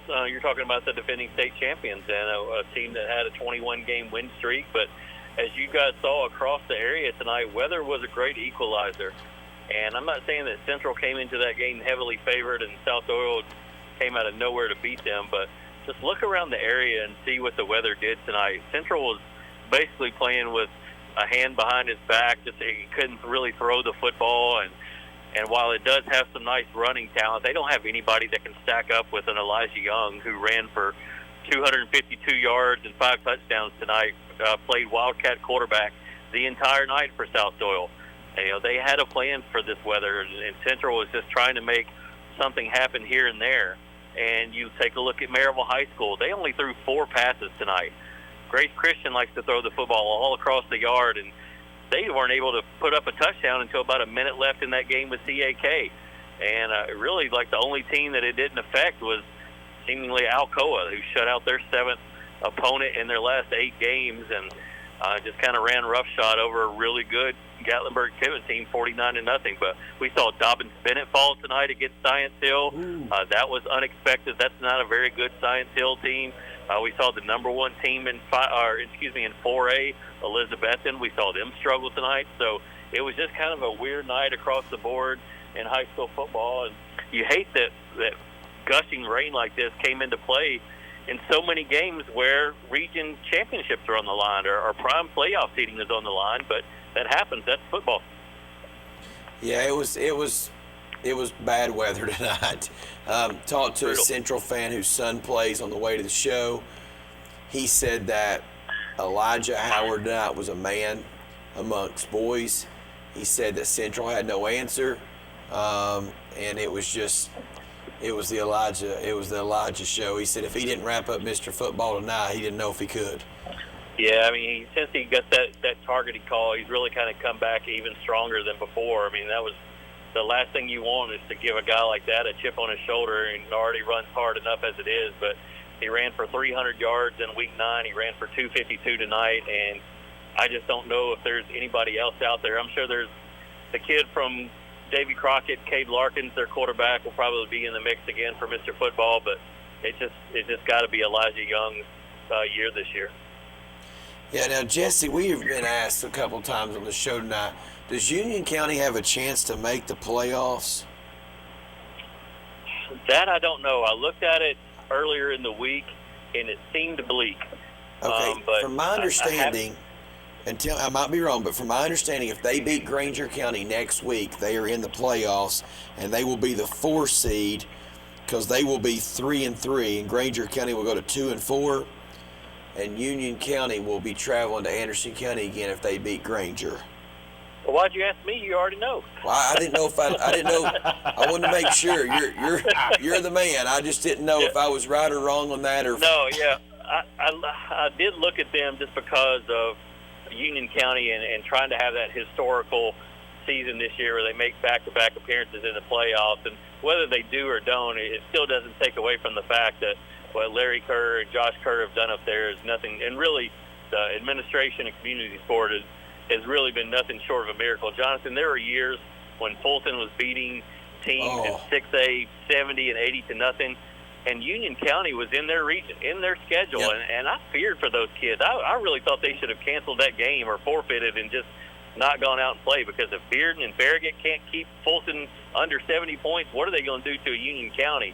And obviously Rob Black and that staff had some tact about how they went about that game. But to see them come from that point to where they are now is mind-boggling. And but, yeah, we'll get all the TSSAA scenarios very, very soon as we head into the final week of the regular season. And I'm sure people up at Union County are going to be scoping those out really intently. Now, we were asked this question, and we shot from the hip, and I don't know if we got this one right or not. The playoffs for private school division, is there 3 rounds to that? Yeah, yes and no. I think it depends on kind of where your seeding is with that. They don't obviously have to play as many games or win as many games just to get to a state championship, but it's some of them will get some buys and whatnot. So yeah, it's kind of a quirky deal there, but really advantageous as well. If you have a 1 seed, that you only have to win a couple games just to even get to the state championship. But some teams will have to play 3 games, some will have to play 2. Oh, some can only play 2 games? Wow. I believe so. If you're a 1 seed, and I think you get that bye, I'm pretty sure you only have to win 2 games to get into the state championship. So you're basically, if you win the region, you could automatically go to the semifinals. Almost, yeah. Okay. I mean, you're not directly into the semifinals. You'll have to win a quarterfinal game and then go to the semifinals and then go. I follow you. To the state championship. Hey, Jesse, if he's writing a headline for 5-Star Prep, for writing it tonight for maybe the start of next week, would that headline be the biggest game of the year is probably Powell and South Dole? Yes and no. It's a very good kind of barometer game for both teams to see how they're going to approach the week and what all they're going to show offensively and defensively, because as you both know, there's a very good chance they could possibly butt heads again in the playoffs. So, and I talked with Clark Duncan about that tonight on 5-Star Live. It's like, how do you approach that game, because it's important in terms of kind of making the statement about your team, but also not putting all your eggs in that basket, because the playoffs are what's the most important thing. That's not even a region game for those two next week. So correct. There'll be a lot of emotions. There'll be some storylines there because Clark Duncan and his history with Powell, and we'll see just how good South Doyle is. We'll see if Powell can wrap up an undefeated state or undefeated regular season championship or undefeated 10-0 regular season. But it's not the end-all to be-all game, but it's definitely one of the top 2 or 3 games next week. Like I mentioned, you got Alcoa and Dobbins-Bennett going on next week as well, and some other games that'll be key for seeding purposes. I just wonder how bad Oak Ridge would have liked to have played tonight instead of playing last night. Right, but man, they controlled that football game for 3 quarters. And I think not just me, but a lot of people on social media thought they caught Powell at just the right time. Powell was coming off a very emotional win over West High School to pretty much guarantee them a region championship, and then Oak Ridge comes into town, and a quick turnaround for Powell, and they looked kind of sluggish throughout the first half and into the third quarter. Drop passes, penalties, and then the senior leadership on Powell kind of willed them to victory. Colton Webb on the defensive line and Walker Trusley at quarterback and making the plays late. So Powell's been in a number of these games this year where they seem like they're down for the count and just find a way to come back and do it. And you wonder if they can keep playing like that in the playoffs. But I said this on Twitter, whether Oak Ridge won that game or lost it last night, you cannot argue that they're a completely different team than what they were in the first couple of weeks of the season, when I think a lot of people wrote them off. Hey, Jay, I can't hear you. Yeah, we've lost him. He's moving. Hello? Yeah, there you are. You're back. Oh, okay.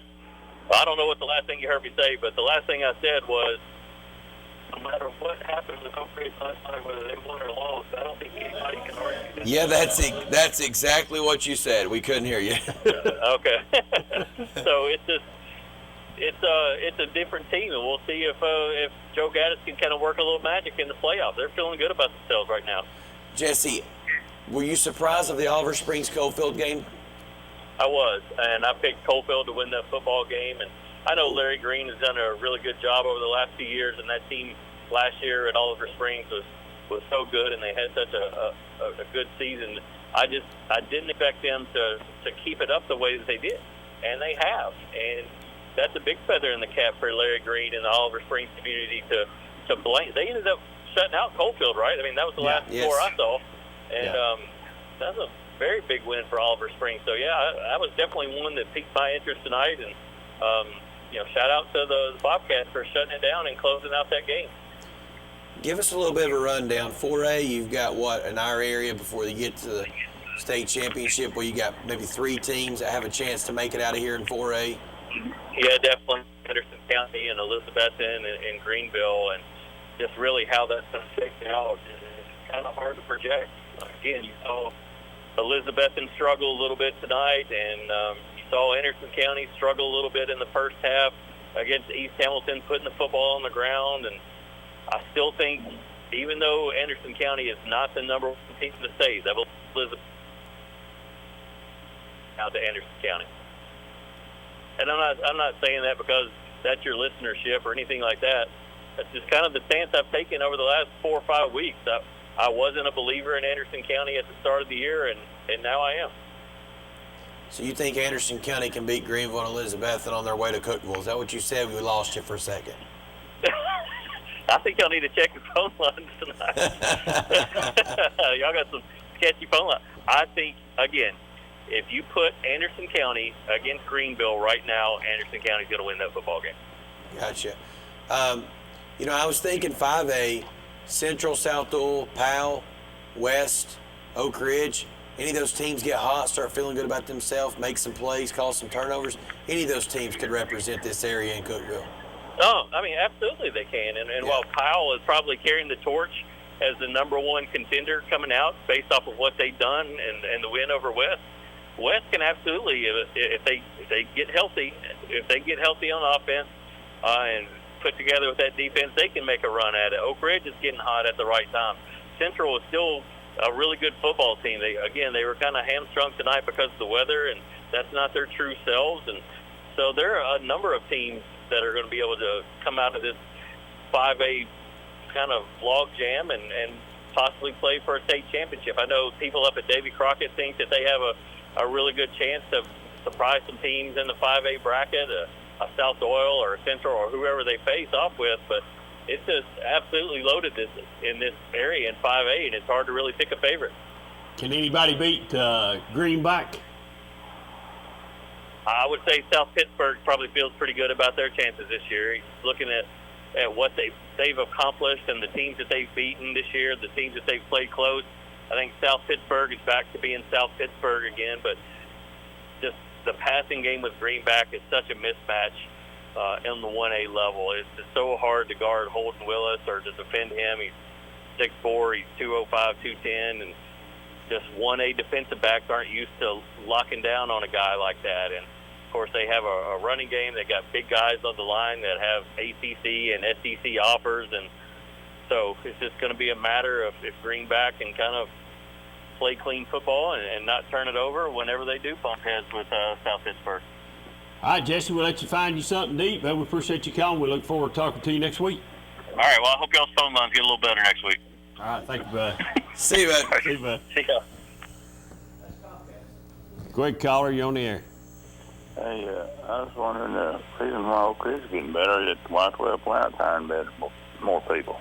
No, they're not hiring anybody. So, but Oak Ridge is getting better, though. What'd he say? If Oak Ridge plants were hiring anybody, is that why Oak Ridge is getting better? No, Oak Ridge is getting better, all right. Oak Ridge is getting better because they're young and they got a good football coach. They got a good football coach.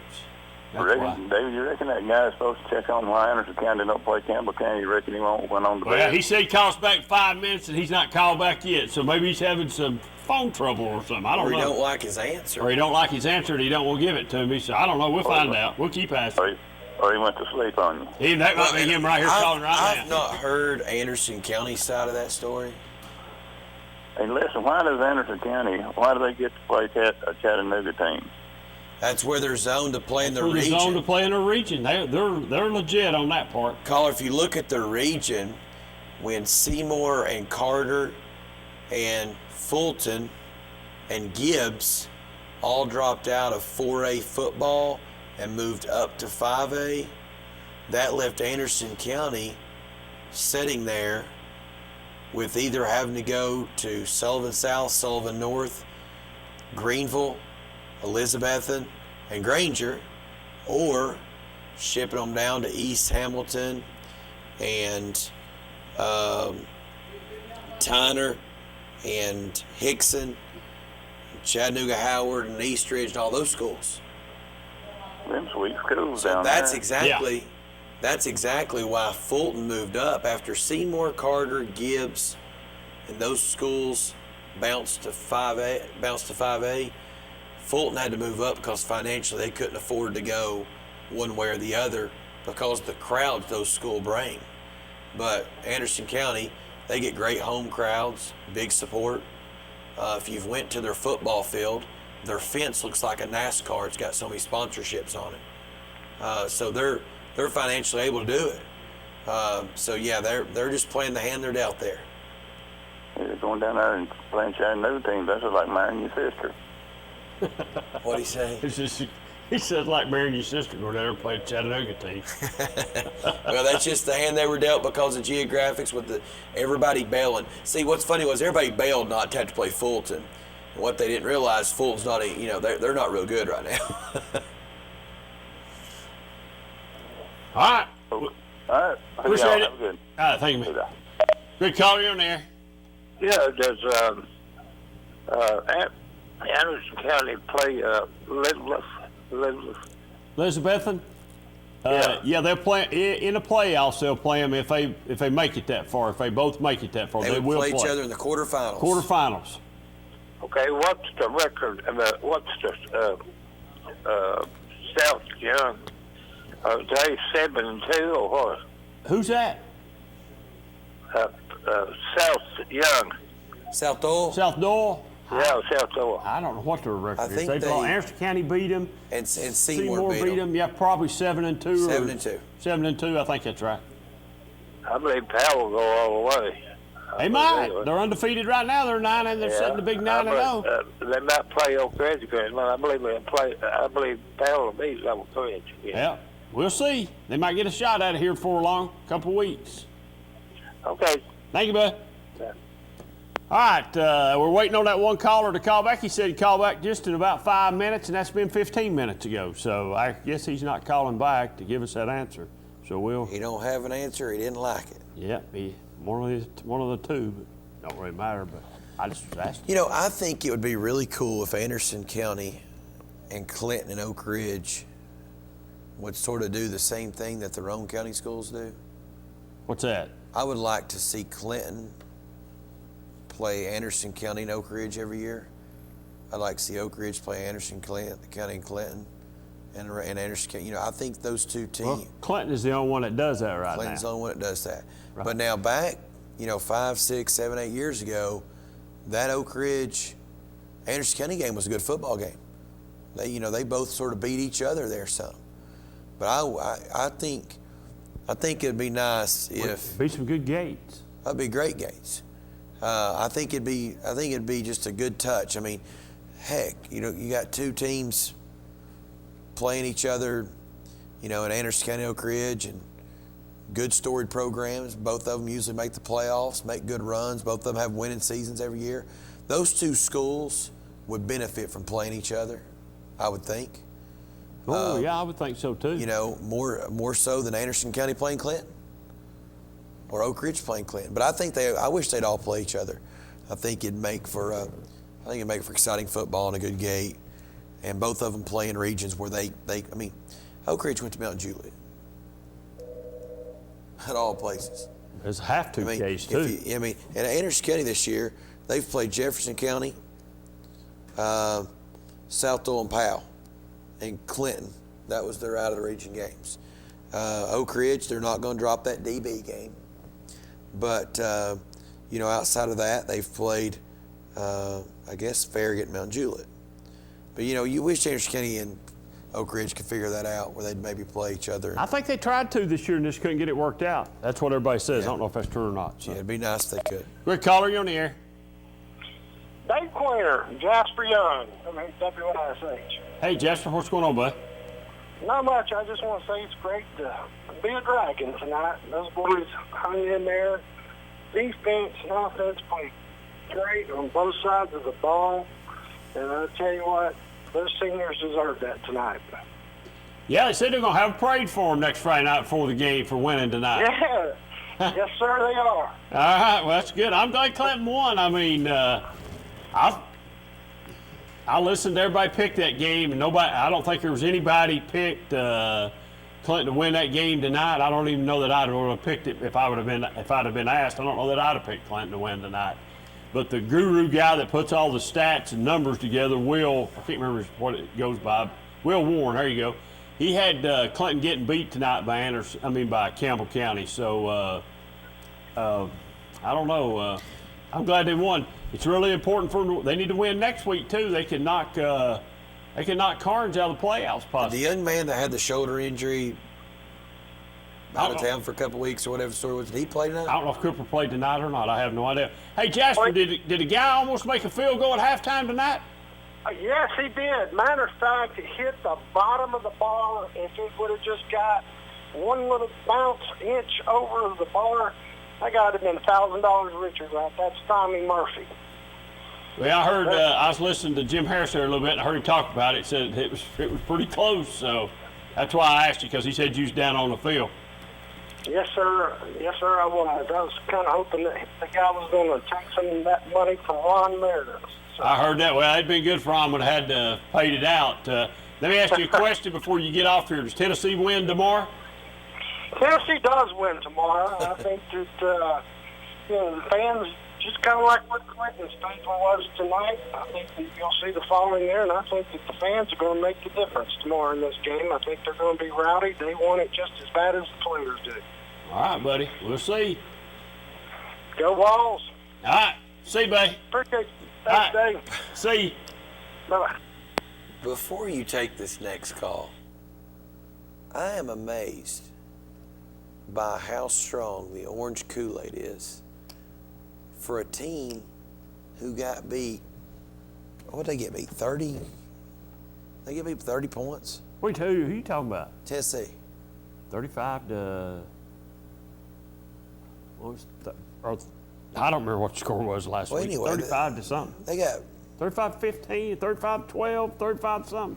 I don't know. 35-14. At the end of the day, they got beat by 20 plus well, points. Now listen here now. Hold a minute. I think what everybody's got Tennessee fans up a little bit. Tennessee played a little bit better. I know they got beat, but they played a little bit better football game. I mean, they did get beat, but they played a little bit better. They had the number one team in the country on the ropes just a little bit. But the number one team in the country turned the ball over. That's part of the game, God. Well, but I'm saying inside the 3 or whatever. And still, it's part of the game. Tennessee turns it over inside the 1. Listen, you know what Tennessee's missing right now? They're missing one key ingredient. If they had a quarterback, I don't know that Tennessee would be 2-5 right now. They're missing a defensive line. Well, they might be, but if they had a quarterback, I don't think they're 2-5. They've won 2 games. I understand that. And this South Carolina team went to Georgia and won.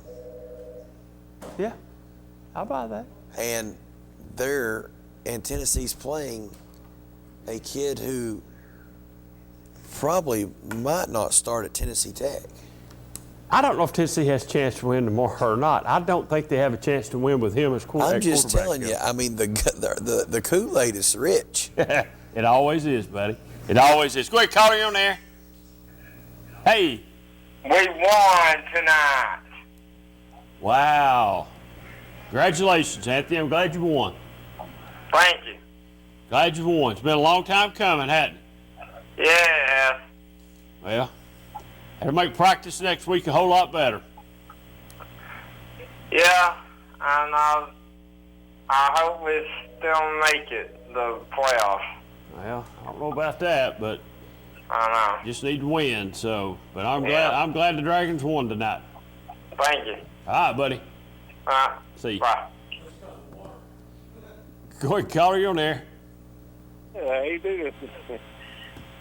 That's Jonathan Cox. Is that the same South Carolina team that got beat at North Carolina? Is that the same South Carolina team that got beat at North Carolina? Yeah. I don't know, but I do know it's the same Tennessee team that lost to Georgia State. Well, and pretty good point there. Losers find a way to lose, and that program has a losing culture right now. Well, it does, and I agree 100% with you, but I'll tell you what, the referees last week, and you've got to admit it too, there's a bunch of phantom calls against Tennessee. And I think they got cigars after the game too. Surely not. But don't get me started on referees. I'm trying to avoid that tonight because I'm really wanting to get on a guy, but I'm not going to get on. I'm going to just stay neutral. Hey, caller, did you hear why that ref blew his whistle on that and stopped that play when the quarterback ran out in the flats? Well, I don't know. If I heard that, I heard quite a few, but I don't know why he stopped the play, but when Tennessee was getting ready to run the play, and he ran out there and stopped it to get Alabama a timeout. Yeah, that's what I was. So the SEC never commented on that? I have not heard anything on that. Yeah. I mean, there was a lot of phantom calls there that I just didn't see. And, I mean, I give referees as big a break as I can, but that was a lot of calls that I never saw. Yeah, that holding call was a really big call when they would have reviewed the play and Jennings would have scored a touchdown right there. Well, that and among the things that always happened on when Alabama was 3rd and long, we always come up with a roughing, or not roughing the passer, but they'd have to call something that. But they give them 3 or 4 first downs on 3rd and long. Yeah, that little push on the quarterback as he got up. I mean, there's a lot more contact at my house with my 3 boys on a daily basis than that right there. Boy, isn't that the truth? Yeah. But I just saw a lot of 3rd down plays that they come up with penalties that I didn't see, and I officiated for a while myself, and I don't think I'd called the 3rd what they were calling. Yeah, I do think, though, that Jeremy Pruitt has those guys playing very hard, and I think they're playing a lot better than they were. I do think Dave is 100% right that they need a quarterback. But at the end of the day, people like Jerry Garantano and some of these guys that are Butch Jones guys, they have to be Jeremy Pruitt has to just be ecstatic that they're going to be leaving the program sooner than later. Yeah. There's no doubt. Yeah, no doubt about that. I don't really think, and I'm not down on the guy, but I know he's young and everything, but I don't know how in the world he ever got to be rated as high as he was just coming out of high school, because I really don't think he could be a 3rd-string quarterback at any school in the SEC. No, I mean, I just wish the kid well. I just think he was, rated way too high, and hope him the best next year at Rutgers. I just want him to get away from Tennessee. I don't care where he goes. He's done. When you walk off a football field and you give your coach the basketball court, whatever, and you give him the cold shoulder and keep walking, Jeremy Pruitt had every right in the world to stop him. And for those guys, I heard you say something as I was walking in about a couple guys say something. They ain't gonna do anything to their coach. They respect him too much. They got jerked around when they were over there. I can't think. Daniel Hood. I'm not gonna comment on that. Daniel Hood. And I can't remember who the Sterling Hinton was on there. He didn't say that he would do that. He said he's seen it happen in practice anyway. When the coach grabbed a player's face mask, there's been a fight. Those two said it had been on right then. I can't think who the other one was. He was a defensive end for Tennessee. I can't think who it was. And I think Jeremy Pruitt will tell you when he first got over there, Nigel, Butch Jones handled the Nigel Warrior Shy Tuttle thing as he tripped over a helmet. Pruitt told his guys in a practice, if that right there would have happened to Alabama, somebody had been getting their butt kicked. I can say both. Oh, right. Yeah. But now, I just don't think that till we get rid of Butch Jones, and I didn't think he'd last long at Alabama because I figured he'd spill a cup of hot coffee on Saban by now and get fired. We don't make nothing. He only makes about $35,000 a year down there. That's all he makes. But Yeah, I know that is because we don't have to make it. He makes another $1.5 million from Tennessee. Tennessee's stroking his check right now. All he has to do is have a job. Well, that's exactly right, and that's why he done that. But that guy, he couldn't. Well, I don't want to say how better. I got a buddy who lives in Cincinnati, and when Tennessee hired him, Cincinnati was happy. That tells you all you need to know. He wouldn't be happy if anybody hire him away from him. I mean, but Alabama, I don't see how he wound up there. And all he's going for, and I tell you, I was always pulled for Alabama as far as not over the balls or nothing like that. But I mean, I pulled for him because of his SEC. As long as he's there, I'll never pull for him. And he went there to get a ring because he couldn't get one himself, and he's trying to get a ring so bad. And I hate Clemson, to be honest with you. I do. But I pulled for them last year in the game because he wouldn't get a ring. I hear you. Well, caller, I'll be honest with you. I don't cheer for anybody like Alabama or Georgia because Tennessee's competing for the same kids, and I want them to lose if it's possible every time they line up. Yeah, me too. Well, the only reason I pulled for them. This SEC homer stuff, I don't get that from Tennessee fans. I don't get. Well, I hope Auburn beats Michigan. You know, why? We're trying to get the same kids Auburn's getting. Yeah. I want to see these SEC. I could care less who's better, the SEC or the Big Ten. I mean, at the end of the day, you know, if you look back, Tennessee was very dominant at the same time Florida was, and LSU and Auburn and Alabama were struggling. Georgia struggling. Right. I mean, we got kids from those states. Clemson, you know, the North Carolina, South Carolina schools. I mean, Fulmer went over there and got who he wanted and brought them back because South Carolina and Clemson were terrible at football. Right. True. Yep. Well, I agree with you on that. I shouldn't pull for any of the SEC, no matter who they're playing as far as that goes. But I did because they were the SEC. I'd pull for them for the national championship. I'll never do it again. But I just wish Tennessee would get back to where they should be. They will eventually. Eventually, you're right. Well, Jonathan, take care, buddy. It's good talking to you. You hang in there. All right, see you, buddy. See you, buddy. Great caller, you're on there. Tennessee wins tomorrow after Harriman wins tonight. They already won. I know Harriman's already won. But Tennessee's going to win tomorrow. Well, I tell you, you're out there on the fence, ain't you? You been on those Dr. Peppers? Been on those Dr. Peppers tonight? Yep, I got a 2-liter going on. 2-liter? You say you're double fisting? What'd you say? Oh, he's got a 2-liter going on. Oh, a 2-liter. All right. Yeah. A 2-liter anyway, Dr. Pepper? Tennessee wins tomorrow 21-20. All right, we appreciate it. If they score 3 touchdowns more, and I will go back. I understand what that caller's saying. I grew up. I mean, that's how my grandfather and my dad were. They cheer for Alabama over Clemson. I understand that stuff, but I really. Well, no, you really make a good point because I've really never even thought of it that way. But if you think of it that way, if you're a Tennessee fan, you should want Alabama and them to. We need the empire to crumble. We need them to crumble so we can get some of those kids.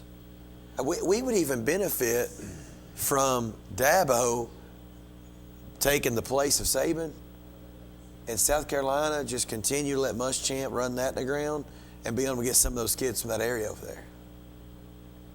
Mac Brown's not going to bring North Carolina football back to a level where we couldn't get kids back over I don't think he'll bring it back to the level. He'll do no more maybe than what Cutcliffe's done at Duke. Yeah. But it'll just be, even. Yeah, but that Georgia job and them being, Rick sort of changed it a little bit, and now Smart's taking it to a different level. But it's a... Did you see where the kid, did you watch the game between Oak Ridge and Powell last night? No. The freshman kid that for Powell's wide receiver, he's been offered by LSU. The one that lives down the bottom of the hill from Fulton? I guess, I don't know, man. Number 9? Yeah. All right, let's take a break. We'll be right back just in a couple minutes. Evans Mortuary has been serving the needs of families in and around Roane County since 1976. As established members of our hometown community, we understand the security of dealing with people you know you can trust. We build our reputation on this trust. The Evans family appreciates the confidence the community has expressed in us over the years and will constantly strive to earn that favor. Evans Mortuary, 805 North Gateway. For 30 years, Reno Sporting Goods has been a leader in supplying the highest quality equipment and apparel for sports teams throughout East Tennessee. Athletes, fans, and coaches alike rely on the knowledge and experience that only Reno's can provide. For the best in team sports, shop Reno Sporting Goods. It's nothing personal.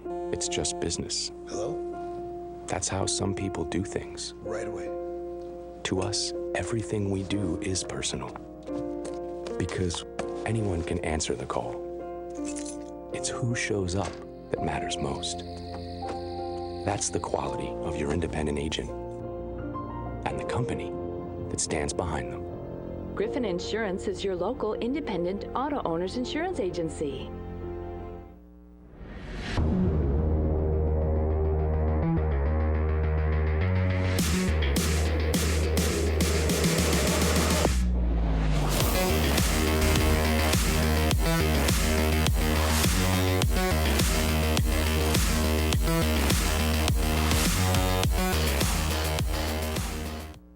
The Harriman Utility Board is committed to providing safe and reliable natural gas service to our customers in Harriman and Roane County through the use of safe operational procedures with trained and knowledgeable personnel. An odorant is added to natural gas and maintained to a certain level so that in the event of a gas leak, it can be easily detected.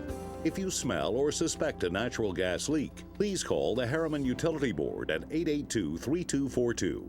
We can be reached 24 hours a day, 7 days a week. Reno Sporting Goods, your first choice for sports equipment. On the court, on the field, or in the stands, Reno's has the brand names you want. All the latest from Adidas, Under Armour, and more. From custom embroidery to screen printing, it's all about the game. For over 30 years, Reno Sporting Goods. 1952. That's the year Hammers opened the first store in East Tennessee. Now there are 5 stores and there's always something new. Like in Hammers' popular ladies' boutique department, you'll find the lowest price possible on new arrivals every week. Find similar deals in the men's department and the expanded rug department. Plus, special purchases always offer surprise savings. You never know what you'll find next at Hammers. Planning a funeral can be difficult at best, but it can be a lot easier if you work with people who care. That's Davis Funeral Home in Harriman and Wartburg. Davis Funeral Home gives attention to every detail, ensuring your loved ones will be remembered with honor and integrity. Davis Funeral Home works very hard to give you the most professional service possible. Davis Funeral Homes, Morgan Avenue in Harriman and Old Mill Road in Wartburg. Davis Funeral Homes, people who care. Welcome back to the 5-Star Prep Scoreboard. It's been to be honest, it's been an interesting night with what's going on. But I was telling you earlier, we was talking about high school teams, talking about in Texas. Texas gets a kid, I don't know what the high school team was. They have a kid suspended the first game of the year. Coaches decided the bright ideal thing to do would be to put another number on him and play him. They got caught. School system fired all the coaches and forfeited all the games. Really bad for the rest of the kids. Really teaching kid a really, good lesson. Really good kids. And I was shocked to see some of the salaries of some of the football coaches in Texas, 150 and up, and some of those, and that's all they do is coach football, just like college football. And there's a high school team out there, I think it's playing in a $6 million stadium. Wow. Yeah, $6 Wow. million. That's pretty big football. That's it's pretty nice right there. I mean, come on. Wow. I mean, come on now. Now, what are you supposed? You're supposed to answer. You got something Yes. to ask Anthony? Anthony. Anthony, I hope if you're and Anthony, pay attention if you got your TV on. Listen to this. Anthony, I got some information from an Anderson County fan. He says they will give you full books, tuition, room and board, if you'll turn your back and walk across the bridge and become an Anderson County water boy. He also guarantees at least 2 to 3 more games a year from what you're getting to work in now. I told him that was probably off limits, but I would let you know on the air of the opportunity. Will they pick him up? Because he has to walk to Clinton. So Anderson County is now coming after Water Boys. But they got him a dog. Will they pick him up? Because he walks to the high school. I see him walk every day. I honestly think Sleepy could be bought and probably, a little money on the table. I think Sleepy's holding on. Might bring him up. Sleepy's holding on that line. That's why I'm just going to let him hold for just a second or two more. But we'll. Oh, I'm sure he's all about. I'm sure the world is not round anymore. It's square after Clinton. Let's just go ahead and get it over with. Go ahead, Mr. Dragon. What's going on, guys? Not a lot, man. Did you just hear of the scholarship offer that Anthony got from an Anderson County fan? Yeah, I heard that. Anthony was telling me if he was going to go to Campbell County if Randy didn't pay him. Well, how's he going to get there, Sleepy? You going to go to Campbell County with him? Let me ask you a question. Oh, no. He's got Cody Seaver said he's going to pick him up. Cody Seaver. Hey, I was told tonight after the game that you and Matt and McCamey were on Cumberland Avenue celebrating. Buddy, I went to the house. I was soaking wet. Well, everything's better now. Clinton won a game, so now we're back on track, right? I hope so. I stood there in the rain for about 3 hours and soaking it up, even watched the post game and watch them celebrate. The kids are really excited, and that was good to see. It's been a long time. It's like a 9-game losing streak going back to last year when we lost to Saudi Days in the playoffs, and first home win in over 2 years. So. Yeah, good for them. I think the Clinton kids have only won maybe 6 or 7 games the last 3 years. Yeah, won 3 last year, and I think 2. All right, so they've won 6 games in 3 years. Right. Were they all defeated the year before that? They've only won 2 games. They won 2 games the first year McCamey's there, 3 last year, and then 1 this year. What about the year before that? A group of seniors. I don't know what that record was. That would have been Kerr's last year, so I don't have any idea what that year was. Gotcha. So. We didn't win any that year. Didn't win any. Okay. Wow. So they're 6 and whatever over the last 4 years. Sleepy, I live up that way and all that, but I don't coach football, and I'm not close to the schools on what goes on. Is there a lot of pressure put on like a Davy Gillum and a Randy McCamey to win and be good? Yeah, I think so. I think there's some pressure on Coach McCamey right now. Well, there should be. Well, I just wondered. Is there pressure on Davy? Neither one of those schools. Davy Gillum? Yeah, I'm just saying, do you think those are high-pressure jobs? Neither one of those schools have ever played for a state championship. Well, Clinton played for a state championship, but neither one of them's ever won. I think the pressure on Gillum is different than the pressure on McCamey. The pressure on McCamey is to win football games. The pressure on Davy Gillum is to win that football game and bring that gold ball home, because most people think they should have already won that gold ball. I don't. That's just my School's my been thought. there since 1982, and they've played in two semifinal games? I can tell you this much. I've not talked to anybody in the last 8 weeks that thought McCamey should have even been on the sideline tonight coaching the game. They thought he should have had enough class to resign and step away from the program. That's everybody that I've talked to that's talked to me. I've not been around the Clinton program in 3 years and only seen them play 2 or 3 times during that time frame. So you've seen more games, John. Do you think the program's headed in the right direction? Well, I haven't heard any talk like that about wanting to resign. About 4 weeks ago, that's all the phone calls we got here was about him. Well, and I told him, don't call down here. Don't call and ask me. Call Tim Perry. He's the superintendent. Call Tim Perry. Call Tim Perry. They were complaining because we wasn't winning. Yeah, they're complaining because Well, John, we've won 6 games in 3 years. Come on. There's something not right with that. There's something not right with that. There's something not right with that. We're 6 and 20 something. We're 6 and 20 something. We've been through rougher times than this. Well, we might have been through rougher times than this, but also when you go through rougher times than this, you get another coach and you come in and you start again. John, when you say rougher times, I don't keep up with Clinton football that close. Was that the Catlett era? What Catlett do? Yes. What Catlett do in this situation? That was the rock bottom right there. What did Catlett do in this situation? Well, he ended up resigning, but that's exactly right. That's exactly right. He did. He was in his he had about year. the same. He had about the same record. He had about the same record that McCamey had in a 3-year period or 2-year period. He was in his 5th year. If you go back and look at the history of Clinton coaches, they at least get 5 years. You know, Kerr had 6 years. I think Shattuck was here 7.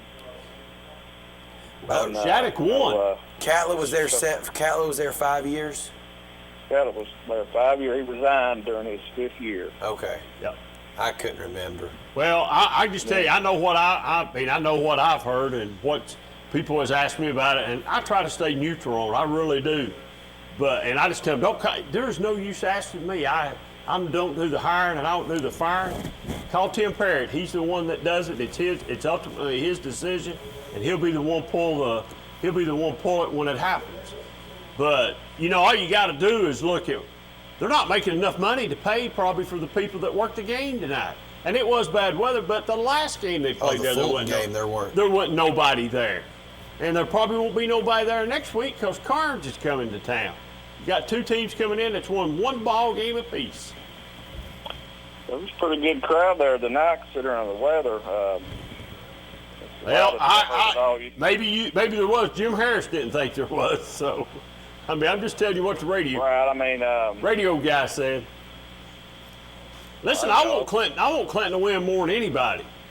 I want him to win more than anybody. I'm not asking. Didn't bring that much in either. I'm not asking Clinton to go play for a state championship every year. Guess what? They've only done it 1 time since I've been around here. So I'm asking Clinton to win 6, 7, 8 ball games a year occasionally, maybe 9 every now and then, and go 2 or 3 rounds in the playoffs.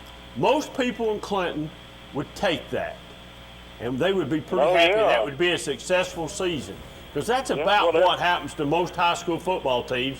That's about what they do. That they run that, and then you got to rebuild, and you start all over again, and you build and it's a cycle. So I think most people would take that. But to win 6 ball games in 3 years,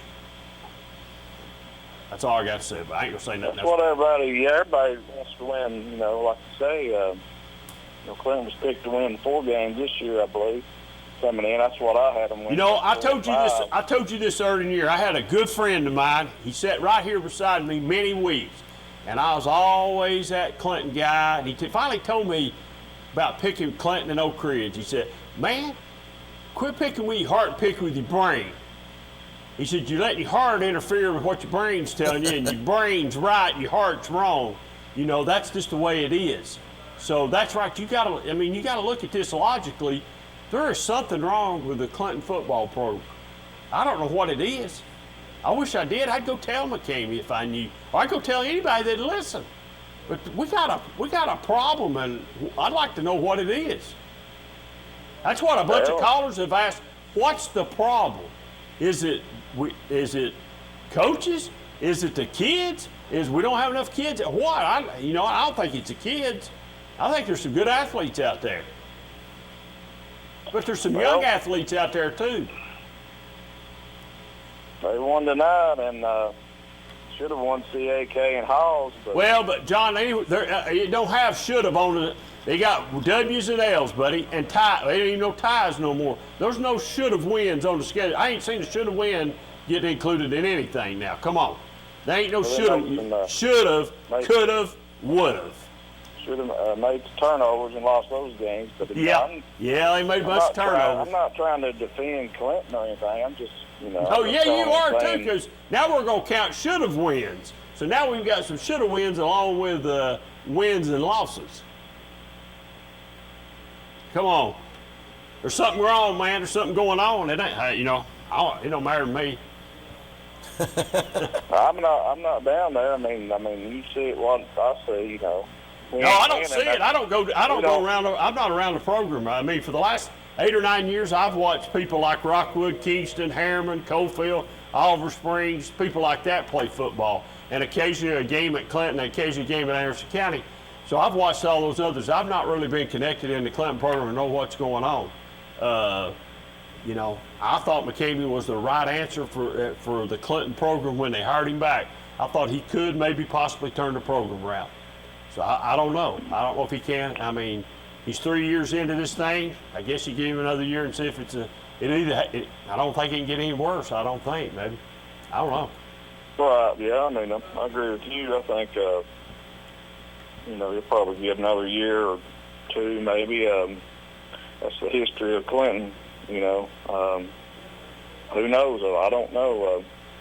I don't know what's going on. Well, the thing, Pete, you see how many people defect from the program at the end of the year and wind up someplace else next year. Sleepy, my first question to you about the Clinton program would be this before, I think you look no further, but are they keeping their kids that live in Clinton and zoned in Clinton to play football at Clinton, or are they still losing them to AC and Grace and CAK?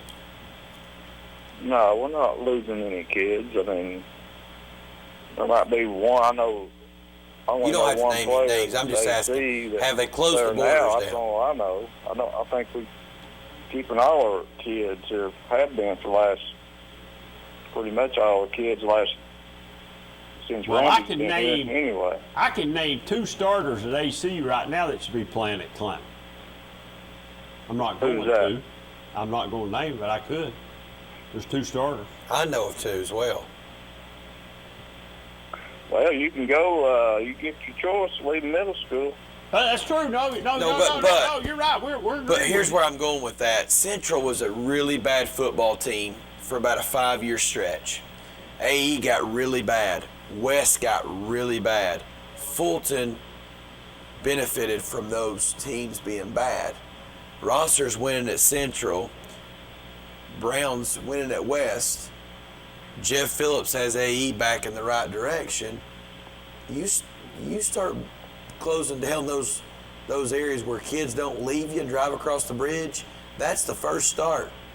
That's the first step to improving your program. True. You can't lose when you're going over to play, schools with 1,000 kids. You can't lose 3 of your best 15 athletes in the school to another school and expect to be competing at a high level. It ain't gonna happen. And then the next thing I agree with that. And then the next thing is, but we haven't lost any big name players. I don't think to anybody. We just ain't been winning. Yeah. I just got a text that says 4 kids from Clinton started AC. Do you hear that? Whatever it is, that's what it is. But. Do you hear what he just said, John? There's 4 kids. There's 4 kids that are from Clinton that started AC. So 4 of their 11. 4 of their 11. 4 kids.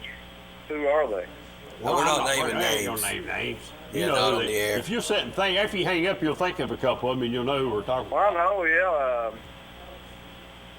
But just think about that, John. I mean, what if those kids were at Clinton? And then the other thing is this, and I've said this before, this all started happening when when Anderson County had Kerr, Eldridge, and Mike Gwynn. That's what they had to offer. Kerr, Eldridge, and Mike Gwynn. They all benefited from each other. Kids started coming to Anderson County. AC's had the upper hand on Clinton in football, and that's it. In football? Basketball at best is even. I mean, Clinton's been traditionally better in basketball forever. Baseball is even.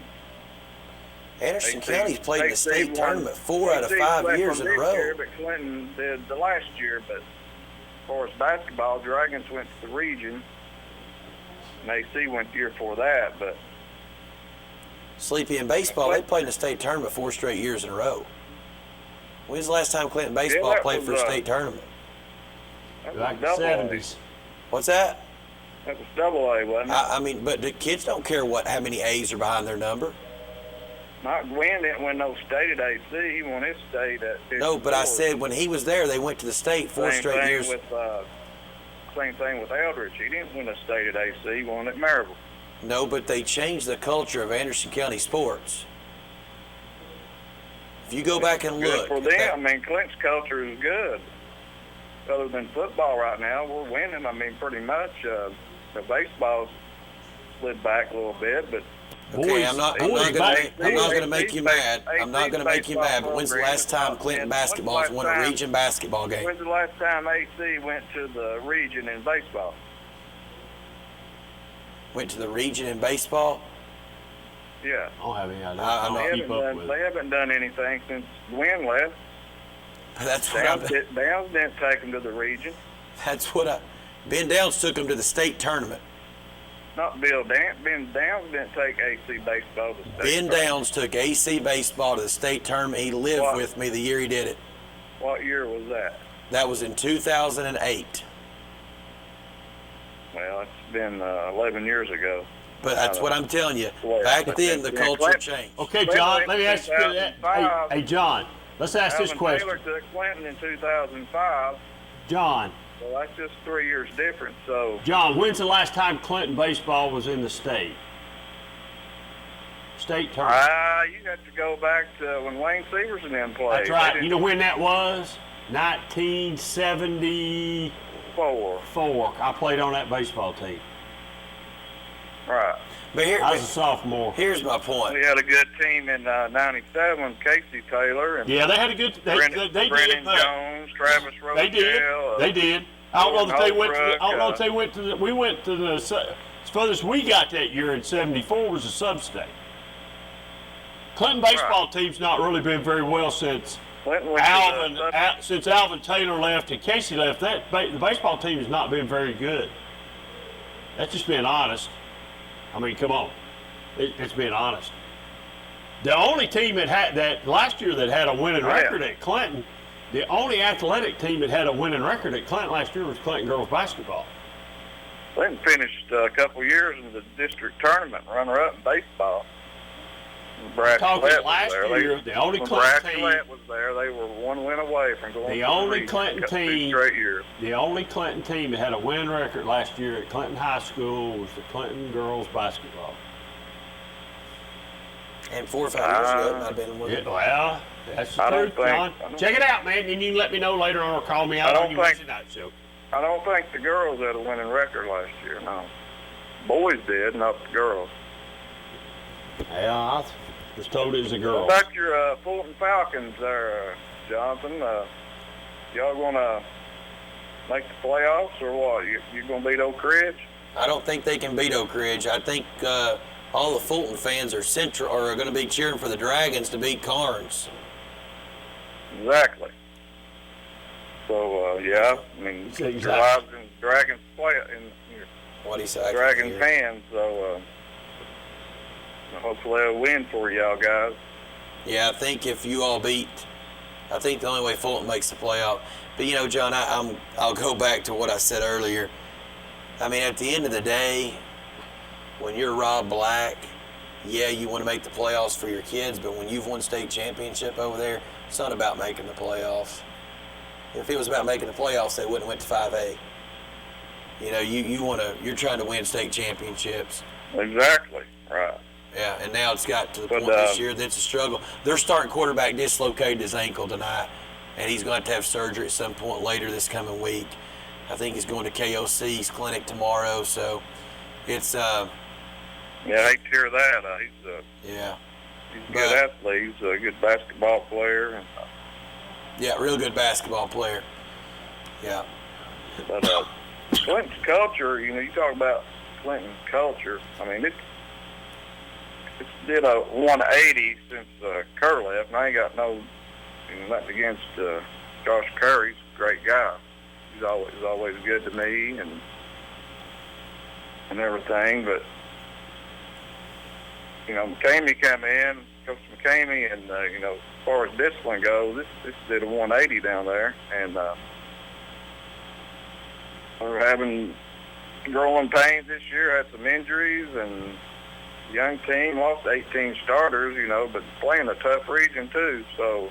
Yep, real tough region. Maybe one of the best in the round. So they've got a promising freshman and sophomore group coming up, so we'll see what happens. But Sleepy, I agree with you, man. Like I said, I'm not trying to argue with you, but if your culture was good, why are kids quitting and why are kids going to the beach during fall break and missing practice? Well, he was injured. I don't see nothing wrong with that. The kid's injured on fall break. You don't think he should go to practice and be at the game with his teammates? Go spend some time with his family. If he's injured and can't play, I don't see no harm in that. Hey, during fall break, they had 32 kids miss practice one day. I don't believe that. Like, out of a coach's they mouth. They had ACT testing going on. That's out of a coach. That's out of a coach's mouth, then. Well, they had some testing going on. I know they also 3 players were suspended first quarter against Fulton. Are you on the payroll? No. You must be, man. I tell you what, I'm just telling you the facts. I'm just telling you the facts too. Then, if that's the case, the coach told a lie. Then. Okay, so I'll leave it at that. We got to go. We'll talk to you later. Thanks, Sleepy. Have a good night, buddy. Go Dragons. God almighty. Let's take a break. We'll be right back. For 30 years, Reno Sporting Goods has been a leader in supplying the highest quality equipment and apparel for sports teams throughout East Tennessee. Athletes, fans, and coaches alike rely on the knowledge and experience that only Reno's can provide. For the best in team sports, shop Reno Sporting Goods. Planning a funeral can be difficult at best, but it can be a lot easier if you work with people who care. That's Davis Funeral Home in Harriman and Wartburg. Davis Funeral Home gives attention to every detail, ensuring your loved ones will be remembered with honor and integrity. Davis Funeral Home works very hard to give you the most professional service possible. Davis Funeral Homes, Morgan Avenue in Harriman and Old Mill Road in Wartburg. Davis Funeral Homes, people who care. You don't think it'll happen to you twice. First, it was a fire. My agent was right there and helped me rebuild. Then the tornado destroyed everything, again. Both times, my independent agent and auto owners took care of me like someone takes care of family. For whatever lies ahead, we're always there. Griffin Insurance in Kingston is your local independent auto owners insurance agency. The Harriman Utility Board is committed to providing safe and reliable natural gas service to our customers in Harriman and Roane County through the use of safe operational procedures with trained and knowledgeable personnel. An odorant is added to natural gas and maintained to a certain level so that in the event of a gas leak, it can be easily detected. If you smell or suspect a natural gas leak, please call the Harriman Utility Board at 882-3242. We can be reached 24 hours a day, 7 days a week. Breaker, breaker, good buddy. We've just rolled in from Georgia with a truckload of throw rugs. That was back in my truck driving days, many years ago. Rugs are still rolling in from Georgia every month, featuring Oriental and contemporary area rugs, carpet-style throw rugs, and much more. All rugs are sold at the lowest prices possible. Find your rug at Hammer Stores. Evans Mortuary has been serving the needs of families in and around Roane County since 1976. As established members of our hometown community, we understand the security of dealing with people you know you can trust. We build our reputation on this trust. The Evans family appreciates the confidence the community has expressed in us over the years and will constantly strive to earn that favor. Evans Mortuary, 805 North Gateway. Reno Sporting Goods, your first choice for sports equipment. On the court, on the field, or in the stands, Reno's has the brand names you want. All the latest from Adidas, Under Armour, and more. From custom embroidery to screen printing, it's all about the game. For over 30 years, Reno Sporting Goods.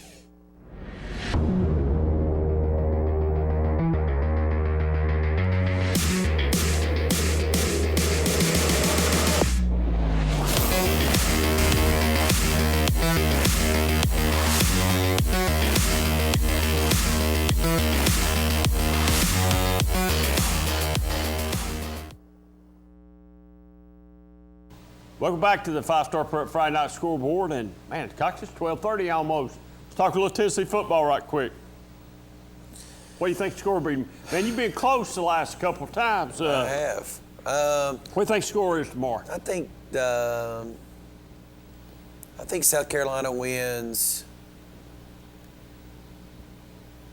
17-6. 17-6. I was going to say 27-3. That's what I think. But what do I know? I did about hit that one against Mississippi State, didn't I? Yeah, you was right on, man. I thought there for a little while that's what it was going to be. It's been an interesting week 10 in high school football. There's some big games next week. If Clinton, let's get back to the Clinton. I'm almost tired of talking about Clinton, just to be honest with you. And I'm going to be honest about that. And I live there, and I'm tired of talking about them. If Clinton wins next week and beats Carnes and Fulton loses, who's in, who's out? Okay. Is Fulton it? If Clinton wins, Fulton's in. If Carnes wins, Carnes is in. No. Yeah, Carnes beat Fulton. Fulton would have to win. If Fulton wins, Yes. they'll have a better record. Yes. So right now it's either Carnes or Fulton. If Campbell County would have won tonight, there possibly would have been a three-way tie. But Campbell County losing tonight basically eliminated them from the playoffs from everything I can gather. So now it comes down to Carnes beating Clinton for a spot in the playoffs. Yeah. I just got a text, saying that we got all over a loyal fan. But at the end of the day, I got on a guy that called in that had his orange goggles on about Tennessee being, back and we're ready to go, and they've won 2 games. I mean, I'm just being real. Somebody's on us for being on John? Yeah. Well, I don't know that I was on him. I'm just throwing the reality out there. I mean, there's not probably a more loyal fan. He probably knows more about the stats of Clinton than anybody that I know of anyway. He keeps up with it, and he is a diehard Clinton guy. So I don't know that I was on him. I didn't do nothing but tell the facts right then. That's all I said was the facts. I'm going to tell you what people was called here on this show and asked, and I'm going to tell you what people has called me different places in town and asked me. Why they asked me, I don't have any idea. I tell them to call Tim Perry. Don't call me. There's nothing I can do about it. And they said they don't know what he knows because we didn't let him get a word in. Well, guess what? We run the show. Yeah, that's sort of true.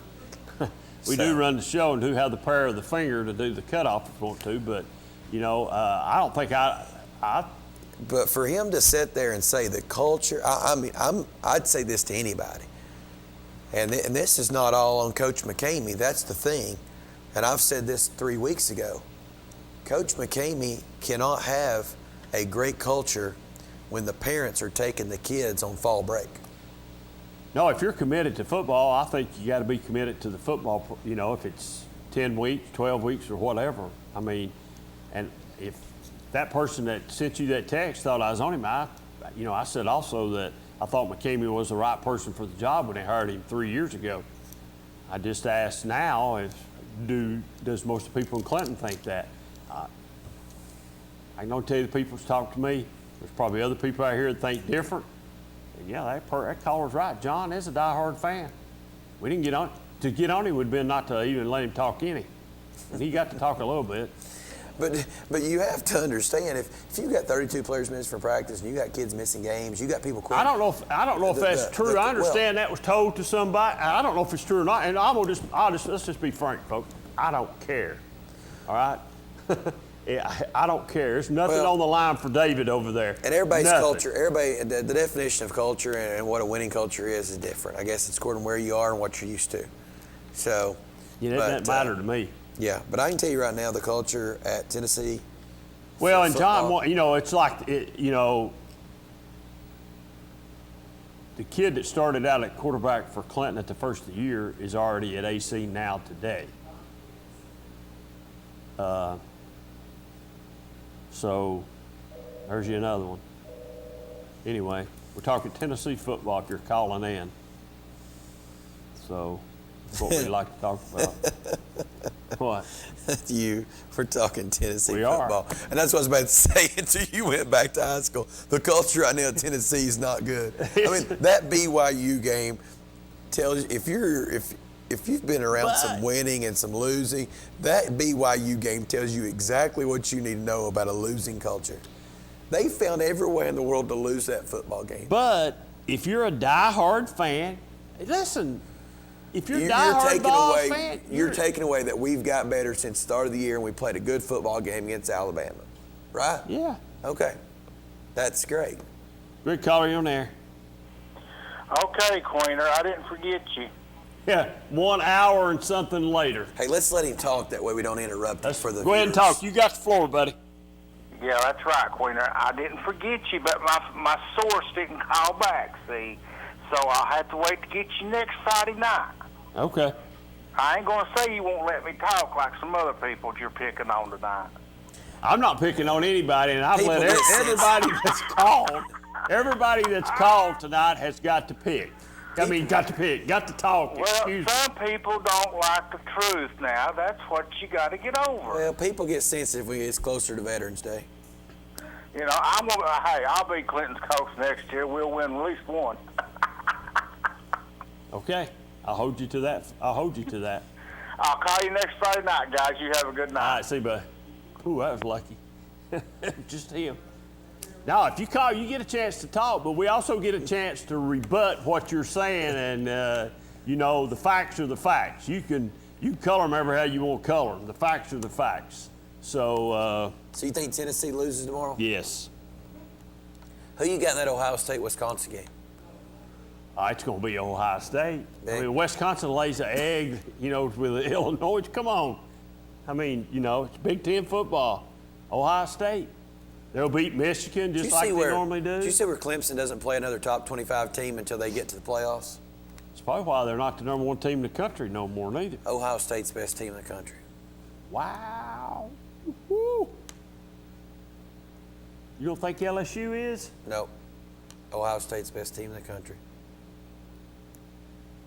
I told you maybe at a break tonight, I was listening to them talk on high school football last night, and they was talking about the Oak Ridge Powell game.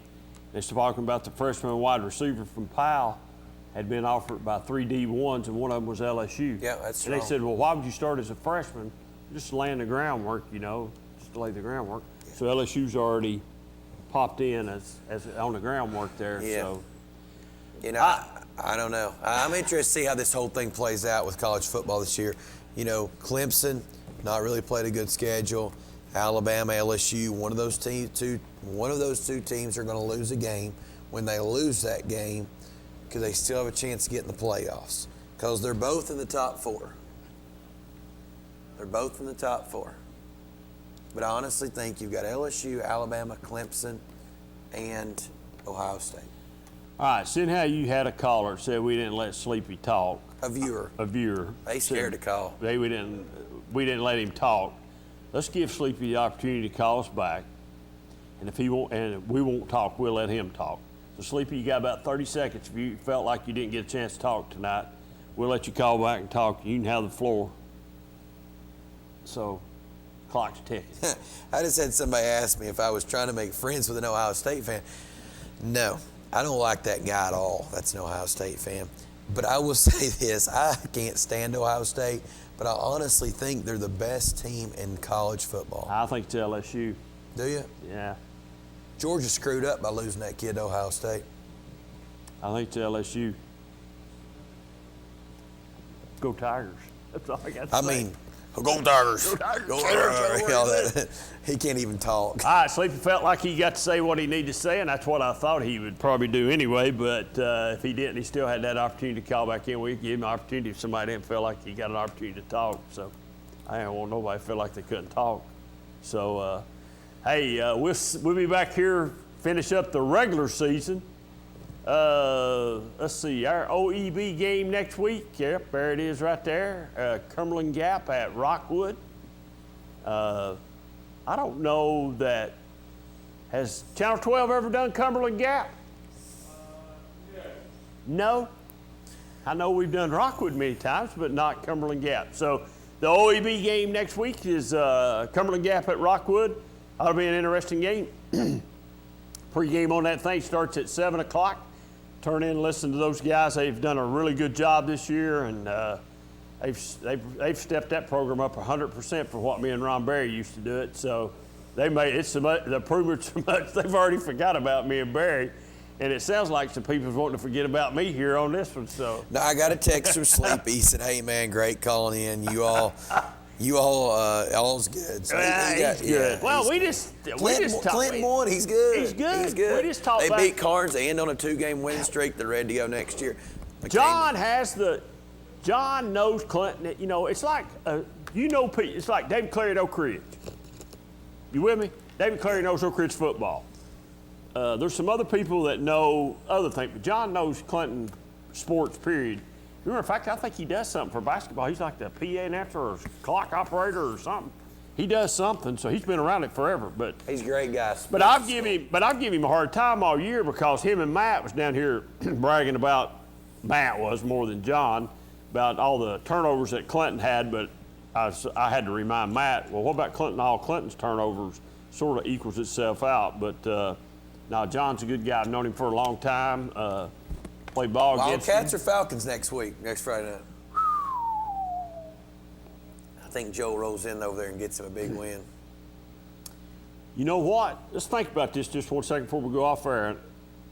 What if Oak Ridge comes in flat next Friday night? Can Fulton beat them? I don't think so. No, that's the quarterback. Well, I have to think long and hard. I went to the Pizza Inn Wednesday night and he got beat. He might not allow me back. So, but hey, I meant to say this. I meant to call Brad and tell him this too. I had a guy as I was leaving the Pizza Inn Wednesday night tell me, "Hey, I started to call you last week because if Gaddis wasn't going to let you ride the bus to Mount Juliet, I was going to take you." Oh. And that's an Oak Ridge fan that was sitting back there for the Gaddis show. So see, I've got people now that's going to want to drive me to an Oak Ridge game. I believe it. I would think Coach Gaddis might want me to ride the bus next Friday to Fulton. I can walk over there. I can get somebody to come get me. I'll bring you back to the show. I'll bring you. If you get over there on the bus, I'll bring you the show. I probably can afford the Uber back from over there. Yeah, I can get you but back at to the Juliet, show. I was afraid I'd get left down there, but Brad did say I could ride with them. I'd have to get on the pile with all the camera stuff back there probably, but he said there's plenty of room. Well, if I'd known that, I might have took my chances in. But anyway, I'll tell you, that'd been all right too. Oak Ridge. Yep.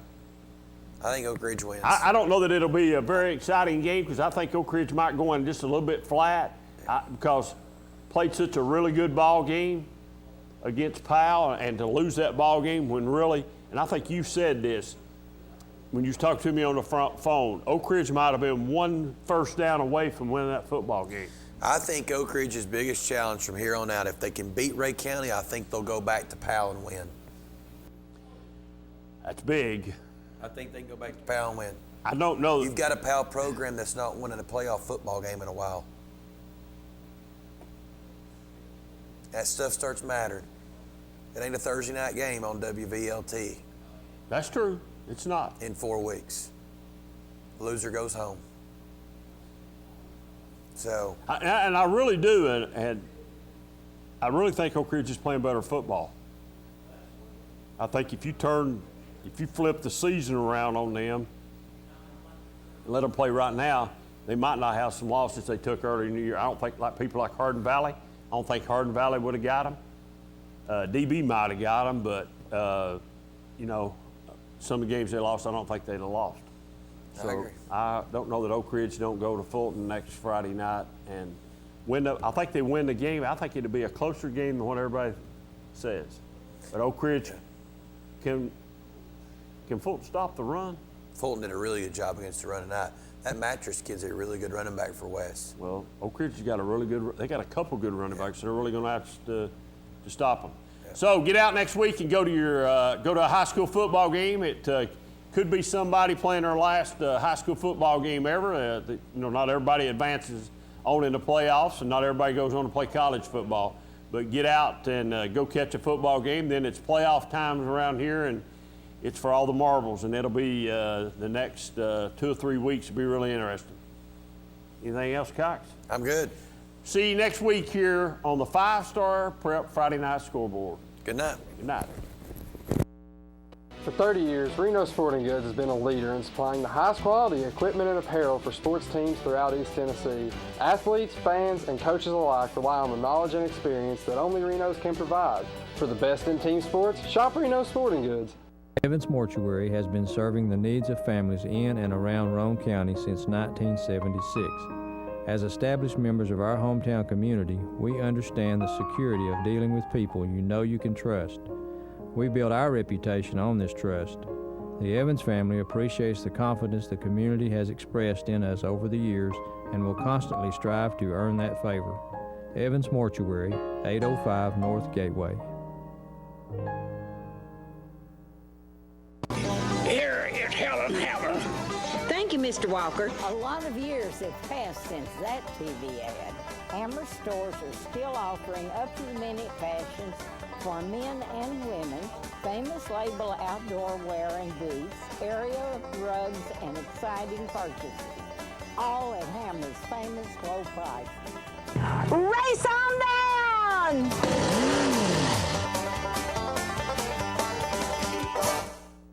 You don't think it'll happen to you twice. First, it was a fire. My agent was right there and helped me rebuild. Then the tornado destroyed everything, again. Both times, my independent agent and auto owners took care of me like someone takes care of family. For whatever lies ahead, we're always there. Griffin Insurance in Kingston is your local independent auto owners insurance agency. The Harriman Utility Board is... We're the Oliver Springs cheerleaders here at ORUD getting fired up for tonight's game. Let's go Cats! Hey! OS yell it, let's go Cats! Hey! OS yell it, let's go Cats! Host your friends in style when entertaining this football season with natural gas appliances purchased from ORUD at 0% interest. Want to cozy up next to a natural gas fireplace after a chilly night at the ball field? Let ORUD help you with the play-by-play to truly make your house feel like a home. ORUD can help you clean up after the game with the reliability of a natural gas water heater and the energy savings from a gas dryer. Now it's your turn to be the champion of your team and score a touchdown with ORUD and natural gas, a winning combination. Go Purple! Go Gold! Go Cats!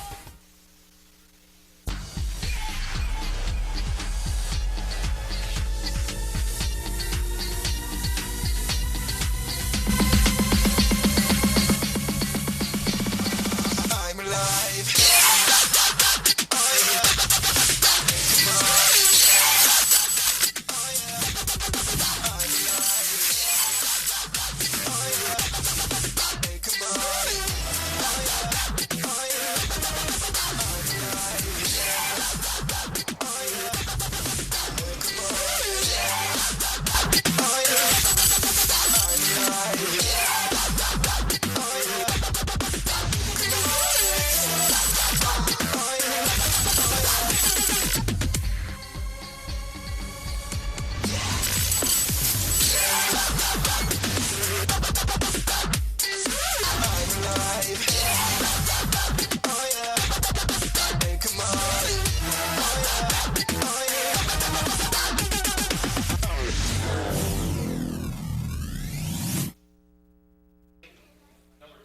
On a wet and rainy October night, we welcome you to tonight's OEB Law Game of the Week on BBB TV and also streaming online. I'm Aaron Harvey, joined by James Gibson. OEB Law has a passion to help people, and OEB has a great team of lawyers, paralegals, legal assistants, and support staff that knows what a car wreck or injury can do to a person. OEB knows that during that time, it is the worst time for a victim or of someone else's carelessness. So OEB's team works hard to help resolve their claims so that they can move on from that tragic event and focus on rebuilding and recovering their life with as much compensation as possible. That's OEB Law. For more information, visit wreckintoacheck.com. So, joined by my cohort, James Gibson. Only 2 more regular season games remaining before another season of high school football's in the books. I know. Time has really flown by this year. The season's moved along quickly, and excited for the playoffs. Coalfield, Oliver Springs, they are separated by less than 5 miles, so this is a natural rivalry for the two programs. It's a big one. These kids have been playing against each other since they were 4 and 5 years old, Aaron, so they love playing against each other. And they love earning those bragging rights. Bragging rights, indeed. This has a deep and storied history for more reasons than one. We'll go over that a little bit more as we get into our pregame coverage, but we've also got to talk about a lot of things going on around the area as the season is winding down and playoff spots are up for grabs or have been grabbed. So we thank you again for joining us. This is the OEB Law Game of the Week on BBB TV.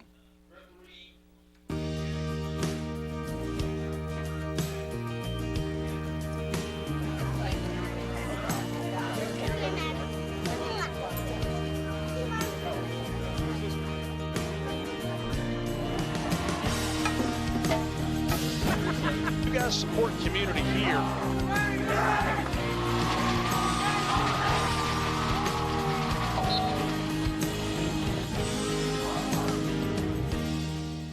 Bryson's Closet, a storehouse of hope, is a nonprofit organization providing clothing and housewares to the financially disadvantaged of Anderson, Roane, and Morgan counties. Bryson's Closet makes this possible with their thrift store that is located at 350 North Illinois Avenue in Oak Ridge. Bryson's Closet is open Tuesday through Saturday from 10 a.m. to 6 p.m. Please visit Bryson's Closet to donate, shop, or even volunteer. Bryson's Closet, a storehouse of hope. Evans Mortuary has been serving the needs of families in and around Roane County since 1976. As established members of our hometown community, we understand the security of dealing with people you know you can trust. We build our reputation on this trust. The Evans family appreciates the confidence the community has expressed in us over the years and will constantly strive to earn that favor. Evans Mortuary, 805 North Gateway. It's nothing personal. It's just business. Hello? That's how some people do things. Right away. To us, everything we do is personal. Because anyone can answer the call. It's who shows up that matters most. That's the quality of your independent agent and the company that stands behind them. Griffin Insurance is your local independent auto owners insurance agency.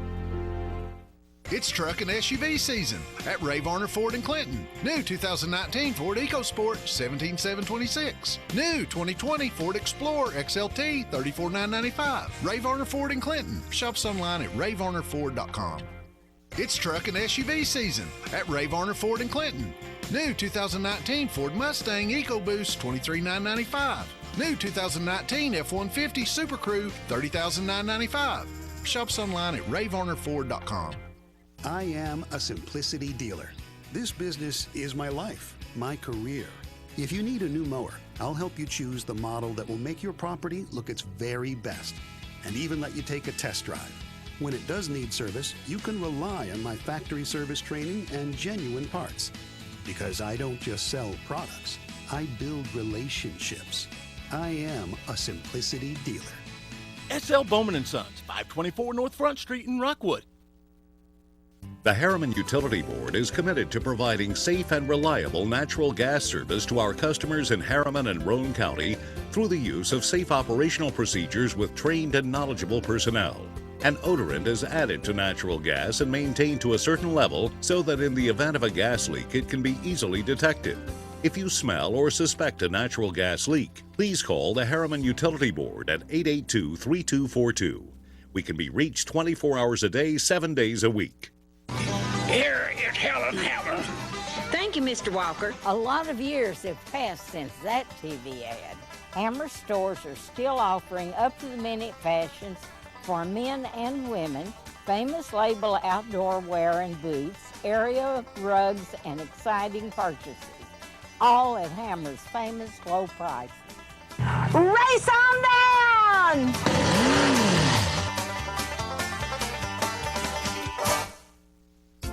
Planning a funeral can be difficult at best, but it can be a lot easier if you work with people who care. That's Davis Funeral Home in Harriman and Wartburg. Davis Funeral Home gives attention to every detail, ensuring your loved ones will be remembered with honor and integrity. Davis Funeral Home works very hard to give you the most professional service possible. Davis Funeral Homes, Morgan Avenue in Harriman and Old Mill Road in Wartburg. Davis Funeral Homes, people who care. Welcome back into our OEB Law Game of the Week. We're at DJ Britton Field in Oliver Springs for a natural rivalry between Oliver Springs and Coalfield. First, let's talk about some of the things going on around the area. So in 6 days, Powell played 2 games to help prove its supremacy in Region 3 5A. Last Friday, it was Westontown, which went to overtime, or which went for 2 in overtime, and failed. So Powell prevailed 21-20. Last night, Powell trailed Oak Ridge 21-7 to start the fourth quarter. The Panthers scored 20 unanswered points in the final quarter, including 6 with 20 seconds left to come away with the 27-21 victory. How impressed are you with that 6-day stretch from Powell? I'm very impressed. They are outscoring their opponents 344-113. So that offense is really putting up the numbers. That team has really came together and has won, and they're looking like a team to beat in 5A. I think they control their own destiny. In Class 4A, Elizabethton knocked off Greenville in a tight one, 24-21. Greenville has always been that monkey on Elizabethton's back. Last night, they got it off of it, or last week, rather. The road to Cookeville for Anderson County will likely include one of these teams. Yeah, and I know Anderson County is wanting to play Greenville bad after being put out by them the last 2 years. Anderson County is a different team this year, and that will be a great matchup. In another game, which was much closer than the final score indicated, Meigs County bested Oneida 24-3. That game was 8-3 to start the second quarter. Actually, 8-3 to start the fourth quarter. What's your biggest takeaway from that one? Well, to me, that says a lot about Oneida. They have a really tough defense, and they play mistake-free offense, and that's their program in a nutshell. They'll play anyone, anywhere. Meigs has a lot of speed, and they can score in bunches, so they will go deep in the playoffs. I really look for them to keep on trucking. On another note, last week, Wartburg's playoffs hopes were dashed by a 35-0 shutout at the hands of Rockwood. John Webb has a week off to prepare for Cumberland Gap, which is the region opponent next. Basically, a third seed is on the line in that game, so Rockwood did what Rockwood does, has been lately, started out slow to the season, but has come on strong to end the year. They kind of limped to the end of the season, and I think they might have got a couple players back from injury, and when John Webb has some pieces to the puzzle, he can beat about anybody. Folks, look at that rain. It is really coming down here at DJ Britton Field in Oliver Springs, and I got some news for you. It's going to continue to do that, so fans in the stands are going to get wet as you see the camera pan. Look at the lights. Look at that rain coming down. Just walking to the press box like you did, you got soaked. So it's going to be a wet one here tonight, and we will talk about what kind of factors that could have into our game tonight when we get back. Again, our game broadcast is brought to you by OEB Law. For more information, you can call 865-546-1111 or go to recintoacheck.com for more information. It's a wet one on our OEB Law Game of the Week.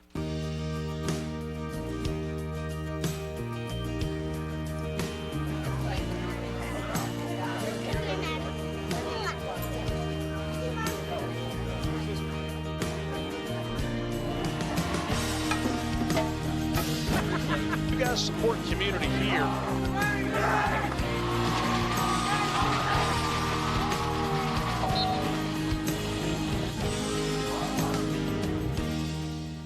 Bryson's Closet, a storehouse of hope, is a nonprofit organization providing clothing and housewares to the financially disadvantaged of Anderson, Roane, and Morgan counties. Bryson's Closet makes this possible with their thrift store that is located at 350 North Illinois Avenue in Oak Ridge. Bryson's Closet is open Tuesday through Saturday from 10 a.m. to 6 p.m. Please visit Bryson's Closet to donate, shop, or even volunteer. Bryson's Closet, a storehouse of hope. Evans Mortuary has been serving the needs of families in and around Roane County since 1976. As established members of our hometown community, we understand the security of dealing with people you know you can trust. We built our reputation on this trust. The Evans family appreciates the confidence the community has expressed in us over the years and will constantly strive to earn that favor. Evans Mortuary, 805 North Gateway. It's nothing personal. It's just business. Hello? That's how some people do things. Right away. To us, everything we do is personal. Because anyone can answer the call. It's who shows up that matters most. That's the quality of your independent agent and the company that stands behind them. Griffin Insurance is your local independent auto owners insurance agency. It's truck and SUV season at Ray Varner Ford in Clinton. New 2019 Ford EcoSport, $17,726. New 2020 Ford Explorer XLT, $34,995. Ray Varner Ford in Clinton. Shops online at rayvarnerford.com. It's truck and SUV season at Ray Varner Ford in Clinton. New 2019 Ford Mustang EcoBoost, $23,995. New 2019 F-150 Super Crew, $30,995. Shops online at rayvarnerford.com. And welcome back into our OEB Law Game of the Week pregame coverage. Aaron Harvey, James Gibson along with you. We're at DJ Britton Field, and it is raining cats and dogs is the cliche that I'm going to use here. That's about the only thing you can say. It's probably going to be a swamp out there tonight. And it's going to keep doing this. So the players all across East Tennessee, because this is affecting the entire state of Tennessee. This isn't just here. It's not, in our little bubble. It's not just East Tennessee. It's the entire state of Tennessee that is getting covered in this system, and it is going to rain until the morning comes. So all games will be wet messes tonight. So maybe we're glad that we can bring this to you while you're in the comfort of your own living room or wherever you are. But we are happy nonetheless to be able to be here and cover a high school football game tonight. As you take a look at the area schedule for tonight, Gatlinburg-Pittman goes to Alcoa. Gatlinburg-Pittman, Alcoa, both one-loss teams. But yeah, okay, little misleading. Yeah. So anyway, Morristown West is at Bearden, Campbell County's at Clinton, Jellicoe goes to Cosby, Science Hill at Dobbins-Bennett, Howard at East Ridge, Sullivan South at Elizabethton, Carter at Gibbs, Midway at Greenback, Granger at Greenville, Oakdale at Harriman, Ray County at Carnes, Knox West at Knox Fulton, CAK at Grace, McMinn County at Maryville, Polk County at Meigs County, Cott County at Morristown East, South Pittsburgh at Sell Creek, Halls at Sevier County, Central at South Doyle, Sweetwater at Tellico Plains, Sullivan Central at Union County, Sunbrights at Wartburg, and Cleveland is at William Blount. We've also got a battle of unbeatens tonight, which this late in the season is pretty special. McMinn County plays Maryville, and both teams sit at 8-0. But it's Maryville. Are you giving McMinn County much of a chance tonight? Hey, it's Friday night, and anything can happen. But no, Maryville wins this by 2 or 3 touchdowns. So as this is week 10 out of 11 weeks, some playoff pictures are getting set already. Some are set, and some are coming down to the wire. And so we'll go over some region standings for you. We'll start out with Class Single A in Region 1, Cloudland, Hancock County, Jellicoe, and Unaka. That's how they sit. So Cloudland is having a down year a little bit. Yeah, at Cloudland, just 3-5 overall in the year, but the number 1 seed in that region, and that's pretty normal for them. In Region 2, Class 1A, this is the region that we will see tonight. You see Greenback up there, number 1. They have defeated both of these two teams we see tonight handily. Now, this game right here between Coalfield and Oliver Springs, and we'll talk more about this a little bit later, will be for a home playoff game. The winner of this game will get that number 2 seed. That's huge. Why this one is so important. That's huge. It's not only huge for the schools, but for the communities as well. Yeah, you see Midway and Harriman there at 4-5. Harriman defeated Midway to keep their playoff hopes alive, so that one is going down to the wire as well. So in Region 1 Class 2A, we've got South Green, Happy Valley, Hampton, Sullivan North, and Cosby sitting down there at number 5. Region 2, Class 2A. Meigs County is the king of that one, followed by Oneida, Rockwood, Cumberland Gap, and Wartburg. And again, that Cumberland Gap-Rockwood game will determine that number 3 seed. So And Region 1, Class 3A, you got Chucky Doak, Unicoi County, Johnson County, West Green, North Green, and Claiborne. At Region 2, Class 3A, Alcoa, number 1, like they always are. Austin East, Gatlinburg-Pittman. See, Gatlinburg-Pittman sitting there at 7-1 has had a fantastic year, but unfortunately they haven't played the big dogs just yet, as they did play Austin East, were defeated, and that's why Austin East is sitting ahead of Gatlinburg-Pittman, and they play Alcoa tonight. GP has boosted a lot of money into that football program. They've got new fields and new locker rooms. They've turned that around. And Kingston had a rough start to the season, but the Yellow Jackets have since turned it around, 6-3 overall. I never would have thought that was going to be possible after watching in the first couple ball games. But they learned from their mistakes, and they've been playing some pretty good football. Hats off to Coach Brian Pankey and that crew. So Region 1, Class 4A, this is the one we talked about, Elizabethton, Sullivan South. Look at Greenville sitting there at number 3. Yeah, when was the last time you saw that? I mean, it's been a while. It has. But don't let it fool you, because I'm pretty sure Greenville will beat Sullivan South. Okay. So Elizabethton there standing strong. They're always, the Cyclones are always one of the top programs in East Tennessee. Oh, yeah. And 4A, so no surprise. So Region 2, Class 4A, this is where you get Anderson County pretty much running the table in that region like everyone thought they would. 8-1 overall. Only loss in the season was to Powell, which is now 9-0 after that victory last night against Oak Ridge. So Anderson County representing East Tennessee in Class 4A very well, and we expect the Mavericks to make a deep run into the playoffs here in a couple weeks. So in Region 2, Class 5A, you've got Knox Central, followed by South Doyle, which just got its workhorse back. Elijah Young. Aaron, he's the real deal. And, I mean, in my opinion, he's one of the best running backs in the Southeast, definitely instead of Tennessee. Yeah. And South Doyle had to do without him for a couple games, but now he's back. So then you've got Knox Halls and Gibbs there. So, but Central is absolutely the team to beat in that region. And then here is such a great region. Powell, Knox West, Oak Ridge, and Fulton, which started out the season 0-5, 0-6.